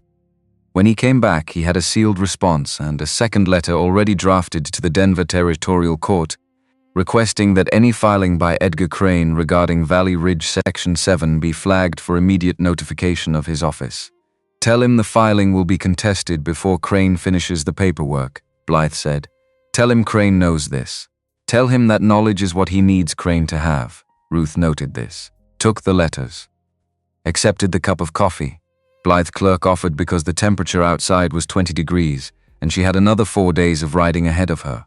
And this was not a situation that called for refusing coffee. How is he? Blythe asked. When she stood to go. Healing, she said. Slowly, he heals slowly. Blythe said it with the tone of someone who had been watching this for years. He's careful about it. Doesn't want to have to do it twice. She thought about this on the ride back. The mare was tired and moved at a more considered pace, and the wind on the return leg had shifted to come from the northwest, which meant she was riding into it for the last 30 miles. She had time to think about a number of things. She thought about Blythe saying he heals slowly and is careful about it, and what that meant about a man who had seemed, in the cabin, to be in a constant low-level war with his own recovery. She thought about the letter writing, the 2 precise documents with their efficient sentences. She thought about the specific dollar amount, where a person became someone else entirely, which was how Boone had described Crane's number, and she thought about what her own number was, what someone would have had to offer her to make her into someone else, and she couldn't find it. Which might have meant she was a better person than Crane, or might have meant simply that no one had ever offered her enough to know. She thought about Samuel's question, is Mr. Callahan going to stay? She thought about the 17 rooms in Denver that he'd said he hadn't been in. She came back to the valley on the afternoon of the 9th day, 4 days out and 4 days back with 1 day in Denver, the mare moving with the relieved purpose of an animal that could smell familiar ground. The light was low and golden in the way it sometimes went in December when the clouds broke at the right angle, the kind of light that made the snow look warm. Boone was at the door when she came up the path, not at the window. At the door, coat on, standing at the threshold as though he'd been there for a while, and had decided this was the appropriate place to be. He was upright without the compensatory hunch the shoulder had been producing for the past week. He was standing the full way up, which she noticed before she noticed anything else. She dismounted at the porch rail. He came down the steps, carefully, the shoulder still not entirely right, but moving, and he took the mare's reins from her hands without asking if she wanted him to. Blythe has both letters, she said. He'll contest Crane's filing before it's complete. He said to tell you that Crane knowing it will be contested is what matters. Boone nodded. He was looking at her the way you looked at something you'd been uncertain about the condition of and were now assessing for damage. You're all right, he said. I'm cold and I'm tired and I need to sit down. She pulled off her gloves, and Samuel made the coffee, And I could smell it from the path, so I'd like some of that too. The corner of his mouth moved. She was beginning to catalogue the specific degrees of that movement and what each one meant. This one meant he was not going to say the thing he was going to say, and was choosing not to say it, and was aware that she knew he was choosing. He led the mare to the lean-to. Ruth went inside. Pearl hit her at approximately knee-height, wrapping both arms around her legs and pressing her face into Ruth's coat without saying anything, the way Pearl expressed things that were too large for words. Samuel stood at the table with a cup already poured, looking at her with relief he was managing with moderate success. She sat down, drank the coffee, which was extremely strong and entirely welcome. Let Pearl climb into her lap. Looked at the room, at the fire, the clean floor, the flour sack that had been moved to the high shelf the way she'd asked Samuel to store it, the 2 cups she'd left on the table that morning that had been washed and stacked at the basin. The room had been kept. By her son and by the man now coming through the door stamping snow from his boots, it had been kept well. 3 days after Ruth's return, Edgar Crane came back. This time he didn't come to the cabin. Jed Whitmore's boy arrived at mid-morning with a note in his mother's careful handwriting. Jed's wife was the writer of the family. That said simply, Crane is here. Has papers, showing them to anyone who'll look. Thought you should know. Ruth read it twice. Set it on the table. Papers, she said, to the room in general. Boone was on his feet by the window, which he'd taken to standing at in the mornings for 20 minutes at a time, building back the endurance that 5 weeks of horizontal recovery had cost him. He was a very large presence at the window. The light fell across him from the left and showed the full extent of what the territory had done to him over however many years he'd been moving through it. Not damage exactly, but a certain weight of experience laid into the structure of his face the way weather laid itself into stone. Injunction, he said, without turning from the glass. Crane filed faster than Blythe expected. An injunction pending the hearing freezes the deed.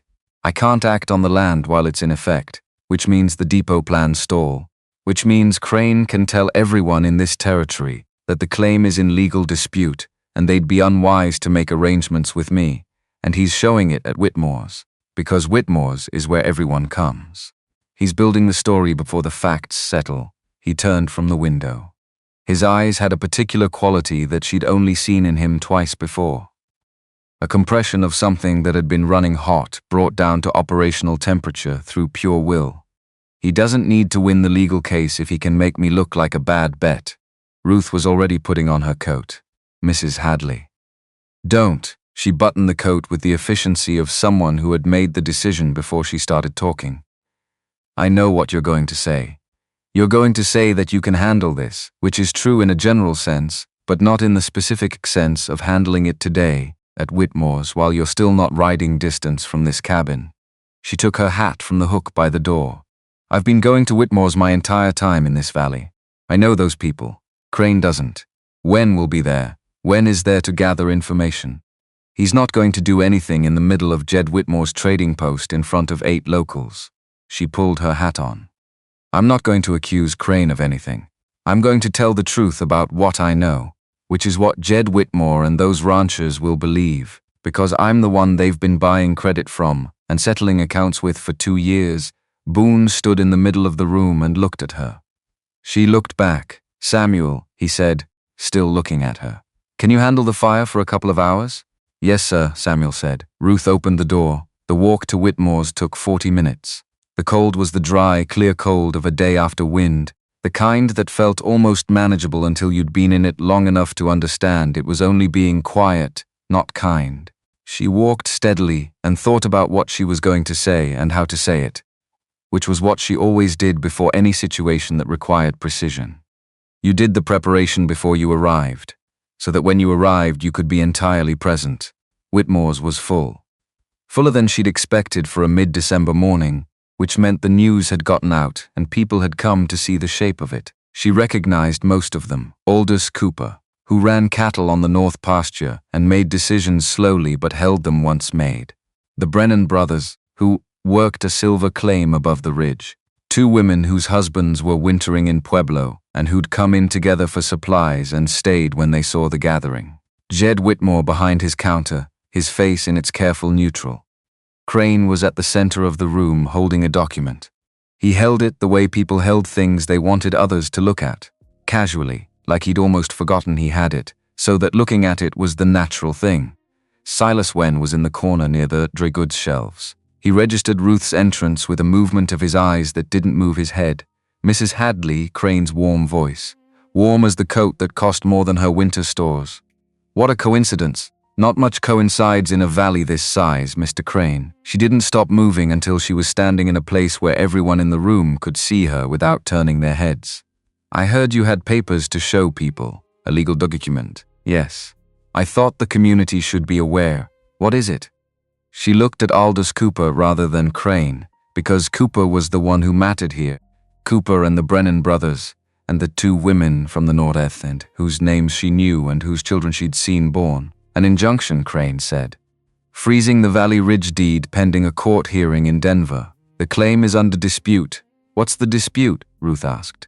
She was still looking at Cooper, a prior agreement between partners that was violated when Mr. Callahan filed the claim without. Is the deed's authenticity in dispute? A pause, small but present. The manner of acquisition. I asked about the authenticity, she said. Is the deed genuine or isn't it? Crane adjusted his grip on the document. The territorial court has not yet, Jed. She turned to Whitmore. You saw the deed when Samuel brought the watch in. I did, Jed said. He had the satisfied look of a man who had been waiting for the conversation to arrive at a point where he could speak usefully. Territorial seal, 2 witnesses, land office registration number. Looked genuine to me. It is genuine, Ruth said to the room in general, in the same voice she used to report the weather or the state of the creek. I've seen it myself, I've held it. It was filed at the Santa Fe land office in May of this year, and there's a lawyer in Denver who can verify every detail of that filing. She paused. An injunction isn't a judgment. It means someone has asked a court to look at something. That's a long way from the something being wrong. Mrs. Hadley has a personal interest in this situation, Crane said, and the warmth in his voice had thinned to the wire underneath it. She's been housing Mr. Callahan for over a month. The room shifted slightly. She felt it. The way a room shifted when something potentially interesting entered it. I found Mr. Callahan in a snowdrift on my property, she said, with a rifle bullet in his shoulder, which I removed with a paring knife. I'd have done the same for anyone I found in that condition. She let that land. Then, the question of who put the bullet there might be worth asking alongside the question of who's disputing the deed. The room was very quiet. Crane smiled. It was the smile he'd produced when she'd faced him at the cabin door. The one that had given up warmth entirely and was now simply honest about what it was. You're a brave woman, Mrs. Hadley. I'm a practical one. She looked at him with the same attention she gave everything, direct, without decoration, without threat, and without retreat.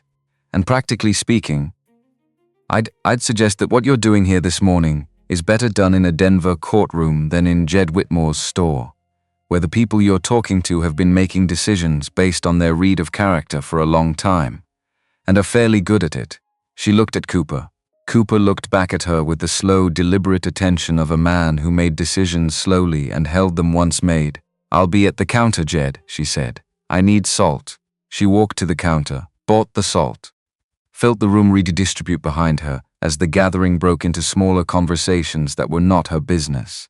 She didn't look at Crane again, and she didn't look at Wen, and she kept her hands steady on the counter while Jed wrapped the salt in paper, and she paid him and said thank you and walked out. On the porch she stopped and breathed the cold air in through her nose and out through her mouth twice. Then she walked home.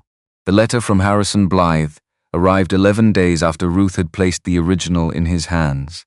Jed Whitmore's boy brought it on a Tuesday afternoon, and this time Jed himself had written a line at the bottom of the envelope. Crane's man left the valley this morning. Thought you'd want to know. Ruth handed the envelope to Boone, who was sitting at the table with the day's weak sunlight coming through the oil paper window in a pale rectangle across his hands. He opened it and read it and set it down and sat with his hand flat over it, and his face went through something that she gave him the privacy of by going to the stove and finding things to do there that required her attention. Blythe is good, Boone said. After a while, what does it say? Crane filed the morning you arrived in Denver.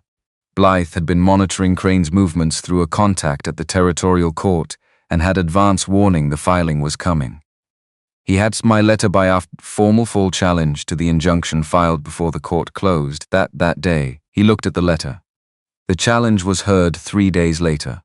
Crane's prior agreement claim requires documentation he doesn't have. A gentleman's agreement that exists only in one man's account of it holds no weight in territorial court. A pause. Blythe says Crane's case is weaker than the injunction made it appear. He needs to have been following this situation for some time to move that quickly. How long has he been following it? Since I told him about Crane's initial approach 6 months ago. He set the letter down. Blythe doesn't wait for problems to arrive. He tracks them from a distance until they're close enough to address. He looked at the window. I need to be in Denver for the full hearing. In person. The injunction challenge was preliminary. The court will want me present for the complete proceeding. Ruth had known this was coming. She'd known it since the night he'd told her about the depot plans, had felt it as a shape in the distance that the days were moving toward. When she said, the hearing is set for 6 weeks out. I need to leave in 2 weeks. When the weather gives a window, he was quiet for a moment. It'll be 2 weeks in Denver, minimum. Possibly 3 if Crane's lawyer extends the proceeding. She kept her back to him. The kettle was doing what it was doing and she was watching it. And when the hearing is over, she said. He didn't answer immediately. She heard the chair move. He was standing up, the sound of his full weight finding the floor. When he spoke next, his voice was closer. I want to come back, he said. She turned around. He was standing at the near end of the table, which put him 10 feet away, which in the cabin was most of the available space. His hands were at his sides, not in his pockets, which she'd learned meant he wasn't managing the conversation. He was just in it. The depot, she said. Yes. And more than that, he looked at her with the full weight of those pale grey eyes, the ones she'd first seen moving through the cabin cataloguing exits and threats, and had now watched long enough to know contained more rooms than that initial survey had shown. I want to build a town here, Mrs. Hadley. A depot and a hotel and a bank and a stable that doesn't fall down. People will come through, ranchers, families, men working the new claims on the ridge, and they'll need somewhere to stop that's worth stopping at. I need someone to help me decide what that place is going to be, and I need that someone to be the kind of person who can't be bought and won't run and knows what this valley actually is from the inside rather than from a survey map. Ruth stood at the stove with the kettle behind her and looked at this man, this enormous, careful, deliberate man who had arrived in a snowdrift and been in her house for 6 weeks and had told her more true things in that time than most people told in years. You're describing a business proposal, she said. I'm describing that too. The fire made its small sounds. Pearl was outside with Samuel, their voices carrying faintly through the walls, some game that involved counting. Give me until you get back from Denver, she said. All right. He didn't press it, didn't add to it. That was one of the things about him that she had stopped cataloging and started relying on. He left 14 days later, on a morning that was clear and cold and smelled like the specific mineral cleanness of deep winter. The grey roan he'd arranged through Whitmore was saddled and waiting at the base of the path. He came down the cabin steps with the buffalo coat and the land deed in his inside pocket, and the look of a man preparing to re-enter a version of himself that this particular valley hadn't required. He stopped on the bottom step and looked at Samuel, who was standing on the porch. Keep the wood split, he said. Don't let the stack get below half. Samuel nodded with the gravity of actual responsibility. He looked at Pearl, who came forward and stood at the porch railing with her hands wrapped around the top rail and her clear eyes on his face. Will you come back? She asked, with the pure directness of 6 years, and no learned strategy for wanting things. Boone Callahan crouched down, slowly, carefully, the shoulder still on its own timeline, until he was at the height of her eyes, and he said, Yes, I will come back. Ruth looked at the middle distance until she had her face in order. He came back up the steps, stopped in front of her. He was close enough that she could see the particular grey of his eyes in the morning light.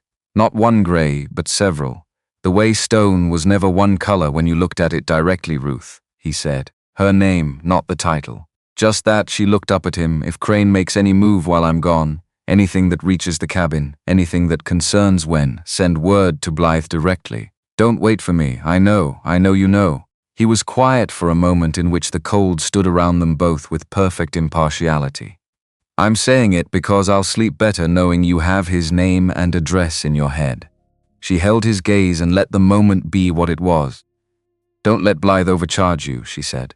That corner of his mouth moved, the specific degree of it that she'd catalogued as meaning he was choosing not to say the thing he was going to say.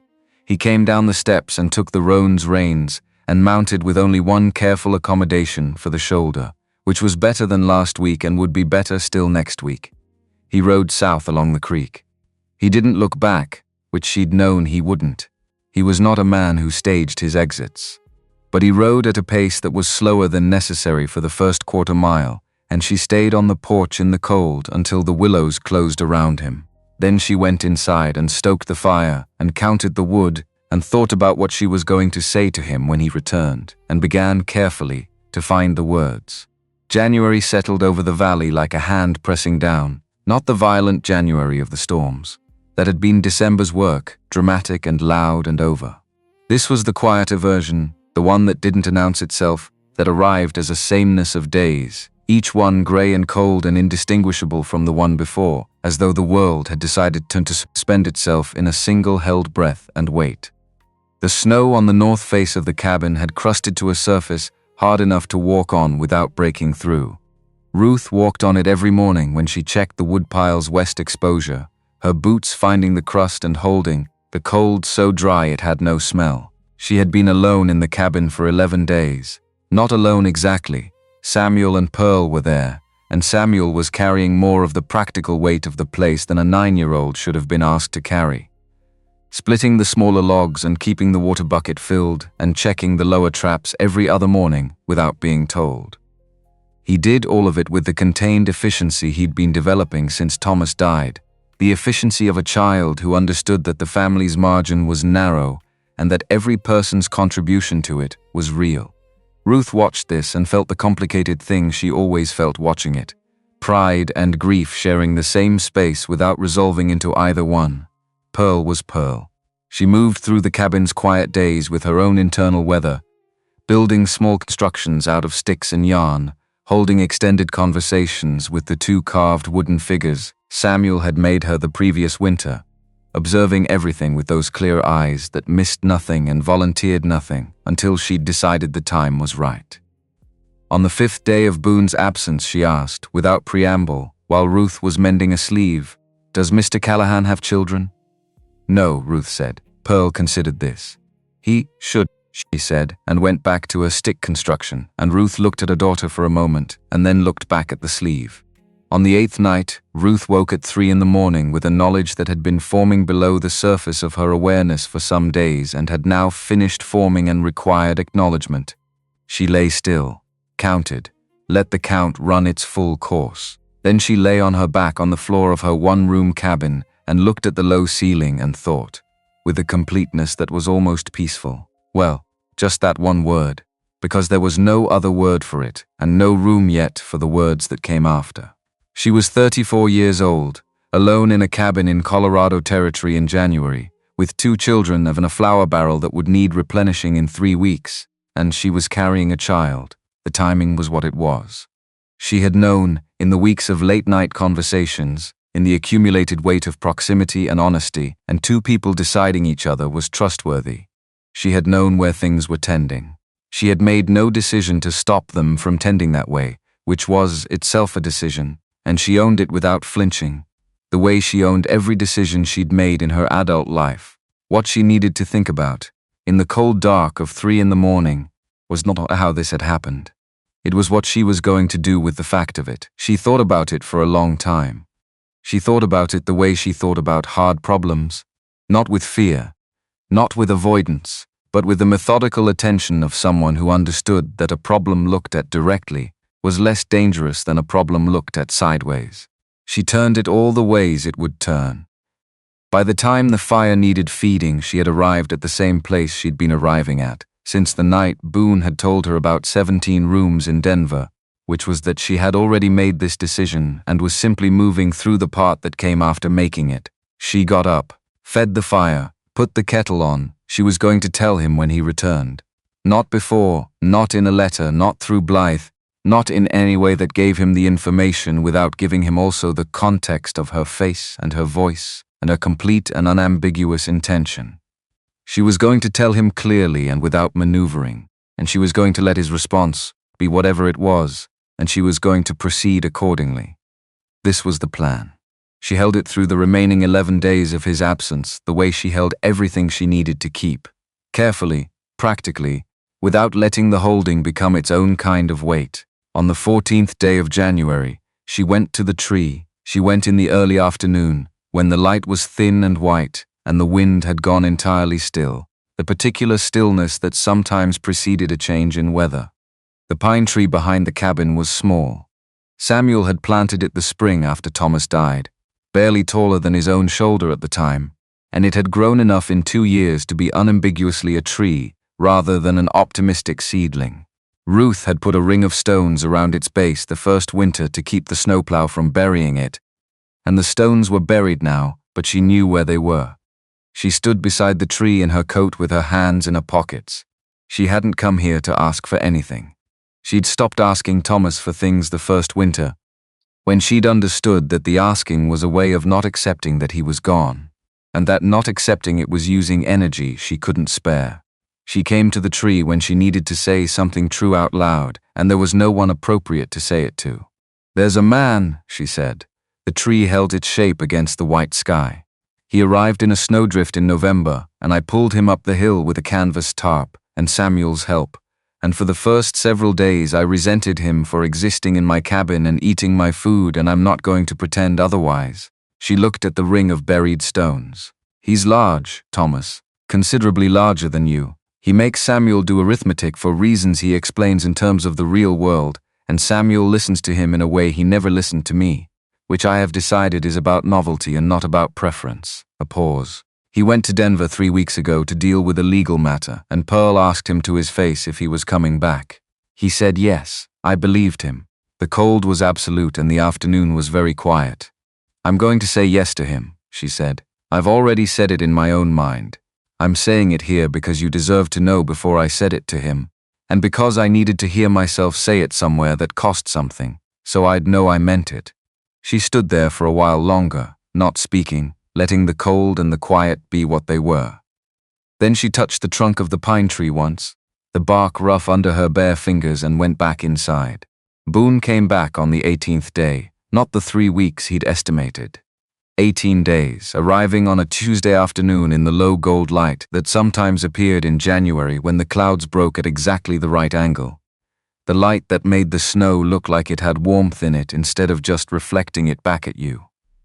Ruth was splitting wood at the chopping block when she heard the horse. She put the axe down against the block and waited. He came up the path on the grey roan, moving at a pace that was considered rather than fast, the horse picking its way through the packed snow with care. He was upright in the saddle in a way that registered before anything else.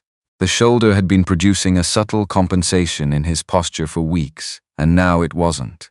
He was sitting straight up, the full height of him, which on horseback in the pale afternoon light was a considerable height. He dismounted at the porch rail, stood, looked at the cabin, then at Ruth. "The hearing," she said. Blythe argued the prior agreement claim required documentation Crane didn't have. A gentleman's agreement between partners that exists only in one man's account of it is not enforceable in territorial court. He handed the roan's reins to Samuel, who had appeared at the porch with the soundless competence he'd been developing all winter. "The injunction is lifted. The deed stands. Crane's appeal window is 30 days and Blythe says its chances are around 12%. 12% means something. 12% means Crane knows it's over and is deciding how long to pretend otherwise." He looked at her steadily. "He's done here." Ruth absorbed this. Let it settle into the fact of it rather than the relief of it, which was how she processed good news. She had learned not to spend the relief until the fact was fully solid. "And when?" she asked. "Left the territory the day after you went to Whitmore's the second time." Apparently his assessment of the situation changed. Something moved at the corner of his mouth. "Blythe says Crane paid him for a month and got 2 weeks. Pearl appeared in the doorway behind Ruth, registered Boone's presence with a moment of complete stillness, and then crossed the porch and came down the steps and stopped in front of him. "You came back," she said. I said I would. Pearl looked at him with her full unguarded attention. Samuel didn't think you would, she said, with the particular honesty of child reporting facts rather than opinions. He didn't say so, but I could tell, from the lean-to, where he was presumably pretending to be very focused on the horse. Samuel said nothing. Boone looked down at Pearl with an expression that Ruth had not seen on him before. Not the assessment look, not the careful consideration look, not any of the controlled registers she'd catalogued. Something that didn't have a controlled version, something that was simply what it was. Samuel can hold me to it, he said. I came back. Pearl nodded, satisfied, and went back up the steps and into the cabin. Ruth watched her go. Then she looked at Boone, who was looking at the cabin door that Pearl had disappeared through with the expression still on his face, unguarded, present. Come inside, Ruth said. You've been on a horse for 4 days. The cabin received him back with the indifference of spaces that had no opinion about who occupied them, and yet the room changed when he walked into it. Not dramatically. It was the same room, the same low ceiling and warped floor and tilted mantel. But it had a quality with him in it that it didn't have without him, the way a room changed when the thing that belonged in it was returned to its place. Ruth made coffee. Boone sat at the table, the buffalo coat draped over the chair back, and she set a cup in front of him and sat down across, and they drank in the manner they'd developed over 6 weeks of late evenings, without needing the silence to be filled. Samuel came in from the lean-to, stomped the snow from his boots at the door, and sat down at the table with the arithmetic paper he'd been working on. He did not say anything to Boone directly, but he positioned himself close enough to the lamp that the light fell across both the paper and the man across from him, which was its own kind of statement. After a while, Boone said, "You've been carrying the 7 correctly." Samuel looked up. "You can tell from there?" "I can see the column work from here." He studied the paper. "You moved past multiplication?" "Ma taught me long division last week." Samuel paused. "It's harder. Everything useful is." At first, Samuel considered this with the gravity he brought to information from sources he decided were credible. Then he went back to the paper. Pearl climbed into her usual place in the blankets near the stove and was asleep within 20 minutes, as she always was, with the absolute completeness of a child who had no difficulty distinguishing between when she was tired and when she wasn't. The fire worked at its business. The lamp made its small circle of light. When Samuel finally set down his pencil and took himself to bed with the focused intention of a boy who understood sleep was also a form of preparation, the cabin went quiet in the particular way it went quiet when it was only the two of them. Ruth got up and put more wood in the stove. When she came back to the table, she didn't sit. She stood at her end of it, her hands resting flat on the surface, and she looked at Boone and he looked at her, and the thing between them that had been building since November and had no name she'd been willing to use yet was fully present in the room. "I went to the tree," she said. "Before you came back." He waited. "I told Thomas I was going to say yes." She held his gaze with the steadiness she'd applied to everything in her life that required it. Not hardness, not bravado, just the clean attention of someone who had decided what was true and was saying it. "I needed to say it somewhere that cost something before I said it to you, so I'd know I wasn't saying it because I was afraid, or because I was tired of being alone, or because the arithmetic made it sensible." She paused. "I'm saying it to you now. Yes. Whatever you're proposing, the town, the hotel, the rest of it, yes." Boone set his cup down with a care that was not about the cup. "The rest of it," he said, "the rest of it." He stood up. He moved around the end of the table and she didn't step back, because stepping back had never once been her instinct, and he stopped in front of her, and he was very large in the small space, and the firelight came from behind him and made him all warm edges and shadow, and she looked up at him with the full measure of what she'd decided. He put his hand against the side of her face, carefully. The rough warmth of his palm against her cheek had the specific quality of something she'd been not thinking about for weeks, and now that it was real, it was entirely different from not thinking about it. More present, more particular, more unambiguously itself. "The deed," he said, quiet. "What about it?" "I had Blythe draw up a transfer in Denver, the cabin parcel, your land, the ground the tree is on, all of it, transferred to you in your name, independent of everything else. Whether you said yes or no." His thumb moved against her cheekbone once. "You should have had that from the beginning. It shouldn't have been mine to hold." She looked at him for a long moment, You did that before you knew what I was going to say. I did it the first day I was in Blythe's office, before the hearing, the thing this meant. The specific shape of it. A man who had removed his own leverage before he'd asked for anything. Settled into her chest with a weight she hadn't expected, and that required a moment to accommodate. She reached up and put her hand against the lapel of his shirt, felt the solid reality of him underneath the fabric, and tilted her face up because she was a woman who had always moved directly toward the things she'd decided were true. The kiss was not gentle, exactly, and not rough. It was the kiss of two people who had been moving toward this for 12 weeks through an accumulation of iron spoons and gold coins and Denver roads and pine trees and arithmetic in the margins of feed sacks, and it arrived with the combined weight of all of that, which was considerable and lasted long enough to be entirely real. When they separated, Pearl's voice came from the direction of the blankets near the stove, calm and conversational as though she'd been awake for a while. Samuel owes me a penny, Ruth looked over. Pearl had one eye open. You were betting on this? Ruth said. Samuel said Mr. Callahan would come back, but nothing else would happen for a long time. Pearl closed the eye again. I said less than a week, from across the room, muffled by blankets, and what was probably deliberate. I'm asleep.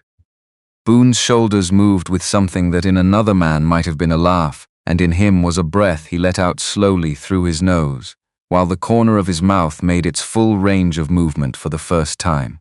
Ruth looked at her children, then at the man standing in her cabin in the January dark. Come sit down, she said. I have something to tell you. She told him plainly. She sat across from him at the table, and she said it the way she said all true things, without building up to it, without the cushioning that softened edges at the cost of accuracy. I'm carrying a child I've known for about 2 weeks. I waited to tell you because I needed to be certain that my answer to everything else wasn't because of this. It isn't. But you needed to know. The room was very quiet. Samuel was genuinely asleep.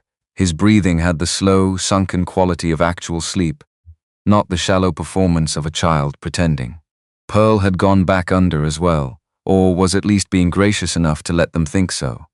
The fire was the only other sound, working at the pine with the steady patience that fire brought to everything. Boone looked at her across the table. His face went through something. She could see it happening, the way information arrived and registered and moved through the different rooms of him. And he let it happen without stopping it, which she had come to understand was the form his trust took. He didn't control his face for her. He let her see it. What she saw was not alarm. It was not the specific male panic she'd half prepared herself for. The calculation of what this changed, and whether what it changed was workable. What she saw was something that moved from the initial registration of the fact through something careful, and then through something else entirely, something that arrived at an expression she had no prior data point for and had to read fresh. He reached across the table, put his hand over both of hers, covering them entirely, the warmth of it immediate and complete. 2 weeks, he said. About that.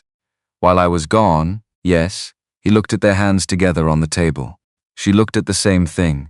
The contrast of them, her hands that were scarred and work-rue and capable of most of what the country had asked of them, and his hands that were larger versions of the same thing, the hands of a man who had driven stakes and strung wire and pulled himself up out of snowdrifts before he'd had the money to pay other men to do those things. You're all right, he said. It was not a question. It was the statement of a man checking a fact he needed to be sure of. I'm well, yes, and you waited 2 weeks to tell me, because you needed to know your decision was your own first. Yes. He was quiet for a moment in which the fire said something neither of them needed to interpret. Good, he said. She looked at him. I mean that. His voice was quiet and entirely unambiguous, the voice he used when he was being most direct, which was the voice she trusted most. I don't want you to make decisions because of circumstances. I've had enough of decisions made under pressure to know they don't hold the same way. He looked up from their hands to her face. Whatever you decide, I want it decided by you on your own terms. That's the only version of it that's worth having. Ruth sat with this, with the specific quality of being seen accurately by someone who wasn't trying to manage what they saw. It changes the timeline, she said. Timelines adjust, the hotel plans. Ruth? His voice had a gentleness in it that she'd heard only a few times, the gentleness that existed underneath the efficiency like a layer of different stone. I've been building things for 20 years. I know how to adjust a plan. He pressed her hands once, firmly. What I haven't known how to do, for 4 years, is come home to something that wasn't empty. He paused. That's the part I don't know how to adjust. That's the part that can't wait. She looked at him for a long moment, then she turned her hands over under his, so they were palm up, and she held his hands instead of being held, and felt the difference between those two things. Tell me what you want the town to be, she said. He looked at her with something she could only describe as startled. Not a large startled, not dramatic. Just the small adjustment of a man who had expected one kind of conversation and had been given something better. What do you want to know? He asked. Everything. Start with the depot and work outward, so he did. He talked for an hour, longer than she'd ever heard him talk at one stretch, and the quality of it was different from the controlled information sharing she'd grown accustomed to. This was a man talking about something he'd been thinking about alone for a long time, and now had someone worth thinking aloud with. The depot would sit at the north end of the valley, where the creek grade leveled out, close enough to the ridge to use the stone for the foundation, but far enough south to avoid the worst of the spring runoff. A hotel first, because people passing through needed somewhere to sleep before they needed anywhere else to be. Then a bank, because without a bank the commerce of the town would leak out to Pueblo and Denver. A stable large enough to service both the rail traffic and the local ranchers. A general store that could absorb Whitmore's trade if Jed chose to merge, or compete with it if he chose not to. A schoolhouse eventually, when there were enough children to justify one. There are already enough children, Ruth said. There are 17 children in this valley and they have no school. Pearl is 6 and can read because I taught her. Half the children her age can't. He looked at her. A schoolhouse, he said. Before the bank, she agreed. They talked about the hotel. Who would run it, how it would be structured, what kind of place it should be. This was the conversation where Ruth stopped listening and started contributing, because she had opinions about what kind of place it should be, and they were specific and detailed and had been forming, she realized, since the night Boone had first mentioned it. Not a stopping place, she said, a destination. People who are passing through will stop anywhere. People who want to stay need a reason. She looked at the oil paper window, the way the darkness outside pressed against its pale surface. This valley is worth staying in. Most people don't know that because they've only seen it from the trail. How do you make them know it? You build something that reflects it. Something that doesn't look like everywhere else. She paused. The hotel should use local stone for the ground floor. Not timber framing, stone. It lasts differently and it looks different and it tells people something about where they are before they've even walked inside. Boone was quiet for a moment, and she recognized the quality of the quiet. It was the quality of someone incorporating new information into an existing plan and finding the plan improved by it. Stone, he said. There's good granite up the ridge. Samuel found an outcropping last spring. Of course he did. He said it with the tone she'd heard him use with Samuel when Samuel did something that was in the range of expected and yet still worth acknowledging. The hotel name. Not Callahan's, she said. I know. Not Hadley's either. What then? She thought about it. About the ridge that ran east to west across the entire upper section of the valley, visible from every point below it. The first thing you saw coming in from the south, and the last thing you saw going out. The thing that made this valley, rather than any other ridge house, she said. He turned it over. Ridge house, he said. It's what the place is. Not who owns it, he nodded once. The specific nod that meant something had been decided. Outside, the January night held the valley in the cold that Colorado kept for its most serious seasons.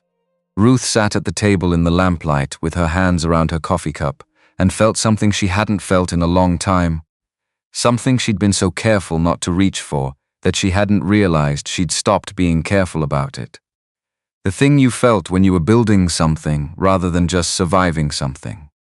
When the forward motion had a direction instead of just a necessity. She had forgotten what that felt like in the body. She was remembering it now. 3 days after Boone's return, on a morning that was clear and bitterly cold and absolutely still, Ruth walked into Whitmore's trading post with Boone beside her and the deed transfer papers in her coat pocket. She had not planned this as a public occasion. She had simply needed to settle her account with Jed. The $6 from October, that she'd been carrying as a debt, and that was now payable. With the coins Boone had pressed into her hand in November, and Boone had asked to come, and she had said yes. And when they walked through Whitmore's door together, the people already inside understood immediately that something had been decided. Aldous Cooper was there, as he often was on Thursday mornings. The Brennan brothers, both of them, which was less usual. Jed Whitmore behind his counter with his organized stillness.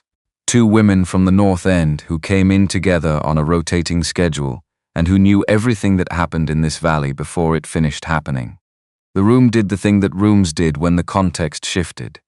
It went slightly quiet and then recalibrated, the conversations adjusting their volume and direction to account for what had walked in. Ruth set $6 on Jed's counter. October's credit, she said. With the interest, no interest on neighbor accounts, Jed said. But he took the money and made the notation in his ledger, with the satisfaction of a man who liked his accounts to be clean. Aldous Cooper looked at Boone from across the room with the slow deliberateness of a man forming an assessment. Heard the Denver court ruled on the Valley Ridge deed, he said. Not a question, but shaped like one. The claim is settled, Boone said.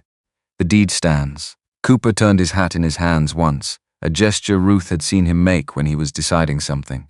You're building here then? For real, for real? What kind of building? Ruth looked at Boone. Boone looked at her with the specific quality that she'd come to recognize as him deferring. Not because he didn't have words, but because he understood whose words these were. She turned to Cooper. A depot for the Colorado Central Rail Line, she said. A hotel. A schoolhouse first, before anything else, because there are 17 children in this valley and no school. She looked at the Brennan brothers who had 2 children apiece. A bank eventually, and a stable, and a general store that will work with Jed's operation or alongside it depending on what Jed wants. She paused. People who want to work in the construction will be offered work before anyone brought in from outside. That's the arrangement. Cooper looked at her, then at Boone, then back at her with the expression of a man recalibrating something he'd thought he understood. Who's managing the hotel? He asked. I am, Ruth said. The room was quiet for a moment. One of the women from the North End, Margaret Alcott, whose husband ran sheep above the creek, said, matter-of-factly, about time something got built here worth staying for. Jed Whitmore had the expression of a man who had been watching a long play and had just reached the scene he'd expected was coming. The schoolhouse, he said. My wife has been teaching the Brennan children on Sunday afternoons because there's nowhere else. She'd want to be part of that conversation. Tell her to come find me, Ruth said. We'll have the conversation. Boone stood beside her through all of this and said very little, which was what the situation required and which she understood he understood. He was not a man who needed to be the loudest presence in a room to be the most substantial one. He had the particular confidence of someone who didn't need to perform authority because he simply had it, and what he was doing now was making it clear, through where he stood and how he stood, that Ruth Hadley had his full authority behind everything she'd just said. The room understood this. Rooms always understood things that were shown rather than announced. On the walk home, the light had shifted to the thin late-afternoon gold that January occasionally produced as though by accident. Their footsteps made a paired sound in the packed snow, 2 different weights in the same rhythm. 17's children, Boone said. I've been counting them since Pearl was born, Ruth said. Someone has to. He was quiet for a moment in the way of someone fitting a piece of information into the larger shape of a person he was continuing to understand. The Alcott woman, he said. She called you by your first name. I delivered her youngest, Ruth said. You earn the first name after that. He looked at her. You delivered the Alcott child. There was no one else to do it and she needed someone. I'd seen it done twice. She walked steadily on the packed snow too. I wasn't going to let her manage alone. He did not say anything for a long stretch of the path. The cold was the honest kind, not brutal but absolute. The cold that made everything clear by removing everything that wasn't essential. What else have you done in this valley, he said, that you haven't mentioned? Quite a bit, I expect, she said. We haven't been acquainted that long. The corner of his mouth made its full movement. They came up the path to the cabin as the light went from gold to gray. The transition that happened in winter without the gradual softening of other seasons, simply one thing becoming another. Pearl was on the porch with Samuel's whittling knife, which she was not supposed to have, doing something precise and intentional with a piece of pine bark. Ruth stopped at the bottom of the steps. Pearl looked up, looked at the knife, looked at her mother. Samuel said I could borrow it from inside the cabin. I absolutely did not say that. He said it in a way that wasn't directly saying it. Pearl clarified. Ruth looked at Boone. He looked back at her with the expression of a man encountering a domestic situation that was entirely outside his previous experience and finding it, against all expectation, genuinely interesting. "Give me the knife," Ruth said to Pearl. Pearl gave her the knife. The piece of pine bark went into her pocket. "What are you making?" Boone asked Pearl. Pearl considered him. Then she produced the pine bark from her pocket. It was a rough but recognizable shape. 4 legs, a body, a head with ears. "A horse," Pearl said. "For the new stable," she paused. "I thought we should have one before the real ones arrive." Boone looked at the pine bark horse for a moment. "That's practical," he said. Pearl nodded as though this were exactly the right response. She went inside with the focused purpose of a child who had accomplished what she'd set out to do. Ruth stood on the bottom step with Samuel's knife in her hand and looked at the man on the path behind her, who was looking at the cabin door that Pearl had gone through with an expression she had seen on him only once before. In the unguarded moment when Pearl had asked if he was coming back, and he had answered her honestly, "Come inside," Ruth said. "Samuel will have started the coffee. Will he have put in too much?" Inevitably, he came up the path and up the steps, and he held the door for her, and she went through it into the warmth and the smell of coffee that was, indeed, too strong, and the sound of Samuel moving things around in the kitchen area, with the purposeful sounds of someone who had decided that being useful was the same as being welcome. She fixed the coffee, set cups down, he sat across from her. They were at the table again. The table where they'd had all the conversations that had built toward this one. And the lamp was between them, and outside the January night was settling over the valley with the thoroughness it brought to everything. And the fire was doing its work, and Pearl was building something else in the corner with materials she'd gathered from somewhere Ruth hadn't yet identified. And Samuel was pretending to do arithmetic while actually listening to whatever the adults were going to say next. Ruth wrapped her hands around her cup and felt the warmth move through her palms. "The schoolhouse," she said. "I want it built before anything else, before the depot platform, before the hotel foundation, before any of it. You said that at Whitmore's. I'm saying it here too, so we're clear." She met his eyes. "The children in this valley have been waiting longer than we have," agreed, no hesitation, "and the hotel name is Ridge House. That's decided, and I manage it my way. You can have opinions and I'll consider them, but the final word on how it runs is mine, I know." He held her gaze with the steadiness she'd built her recent decisions on. "That's not a concession, Ruth. That's the point." She looked at him for a long moment, at the man who had arrived in November with a bullet in his shoulder and a pocket watch and no manners to speak of, and who had said please when she required it and paid what he owed and told the truth in the specific way of someone who had decided that truth was worth the cost, and who had given her the deed to her own land before he'd asked her for anything, and who had looked at her daughter's pine bark horse with the expression of a man encountering something that mattered. "There's one more thing," she said. He waited, the child. "I'm not asking you to," she stopped. Started again, because she was Ruth Hadley and she did not stop in the middle of true things. "I've managed alone before, and I can manage alone again. That's not a threat. That's just a fact you should have. If this is," she looked at her hands, "if this changes the shape of what you're proposing, I'd rather know now." Boone was quiet for a moment. Then he said, "I crouched down in front of Pearl and promised her I'd come back, and I meant it before I knew about the child, and I mean it the same after." His voice was even and entirely certain, the voice he used when he was being most direct. "The child doesn't change the shape of what I'm proposing. It changes the timeline for some of the construction, and it means the hotel will need to be planned with that in mind, and it means..." He stopped. Something moved through his face, the unguarded something she'd seen twice before. "It means I need to be back in this valley in time, which I intend to be." She looked at him. "You're calculating the construction schedule against the due date," she said. "I was doing it while you were talking," he said. "I can't help it." She looked at him for another moment. Then something happened in her face that had not happened in a very long time. Not the small private movement that she kept to herself, but something larger, something that came from deep enough that it was past controlling, and that she let be what it was. She laughed, not politely, not briefly. Really laughed in the way of something that had been stored under pressure for 2 years and had found, suddenly, the place where it was allowed out. It was not dignified and she did not care. From the corner, Pearl looked up with an expression of pure satisfaction. Boone watched Ruth laugh with the expression of a man who had not expected this and was recalibrating everything in response to it, and whose recalibration was visible in the particular way his face opened when it went uncontrolled.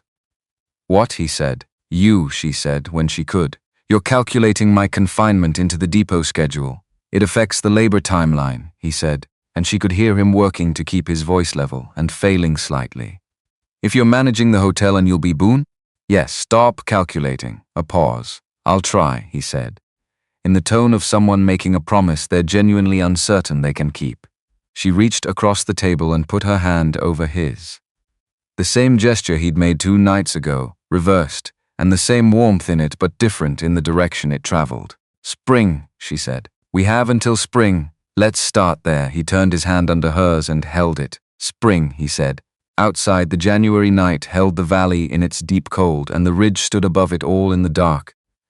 The granite that had been there longer than anyone's plans, and would be there after all the plans were built and were done.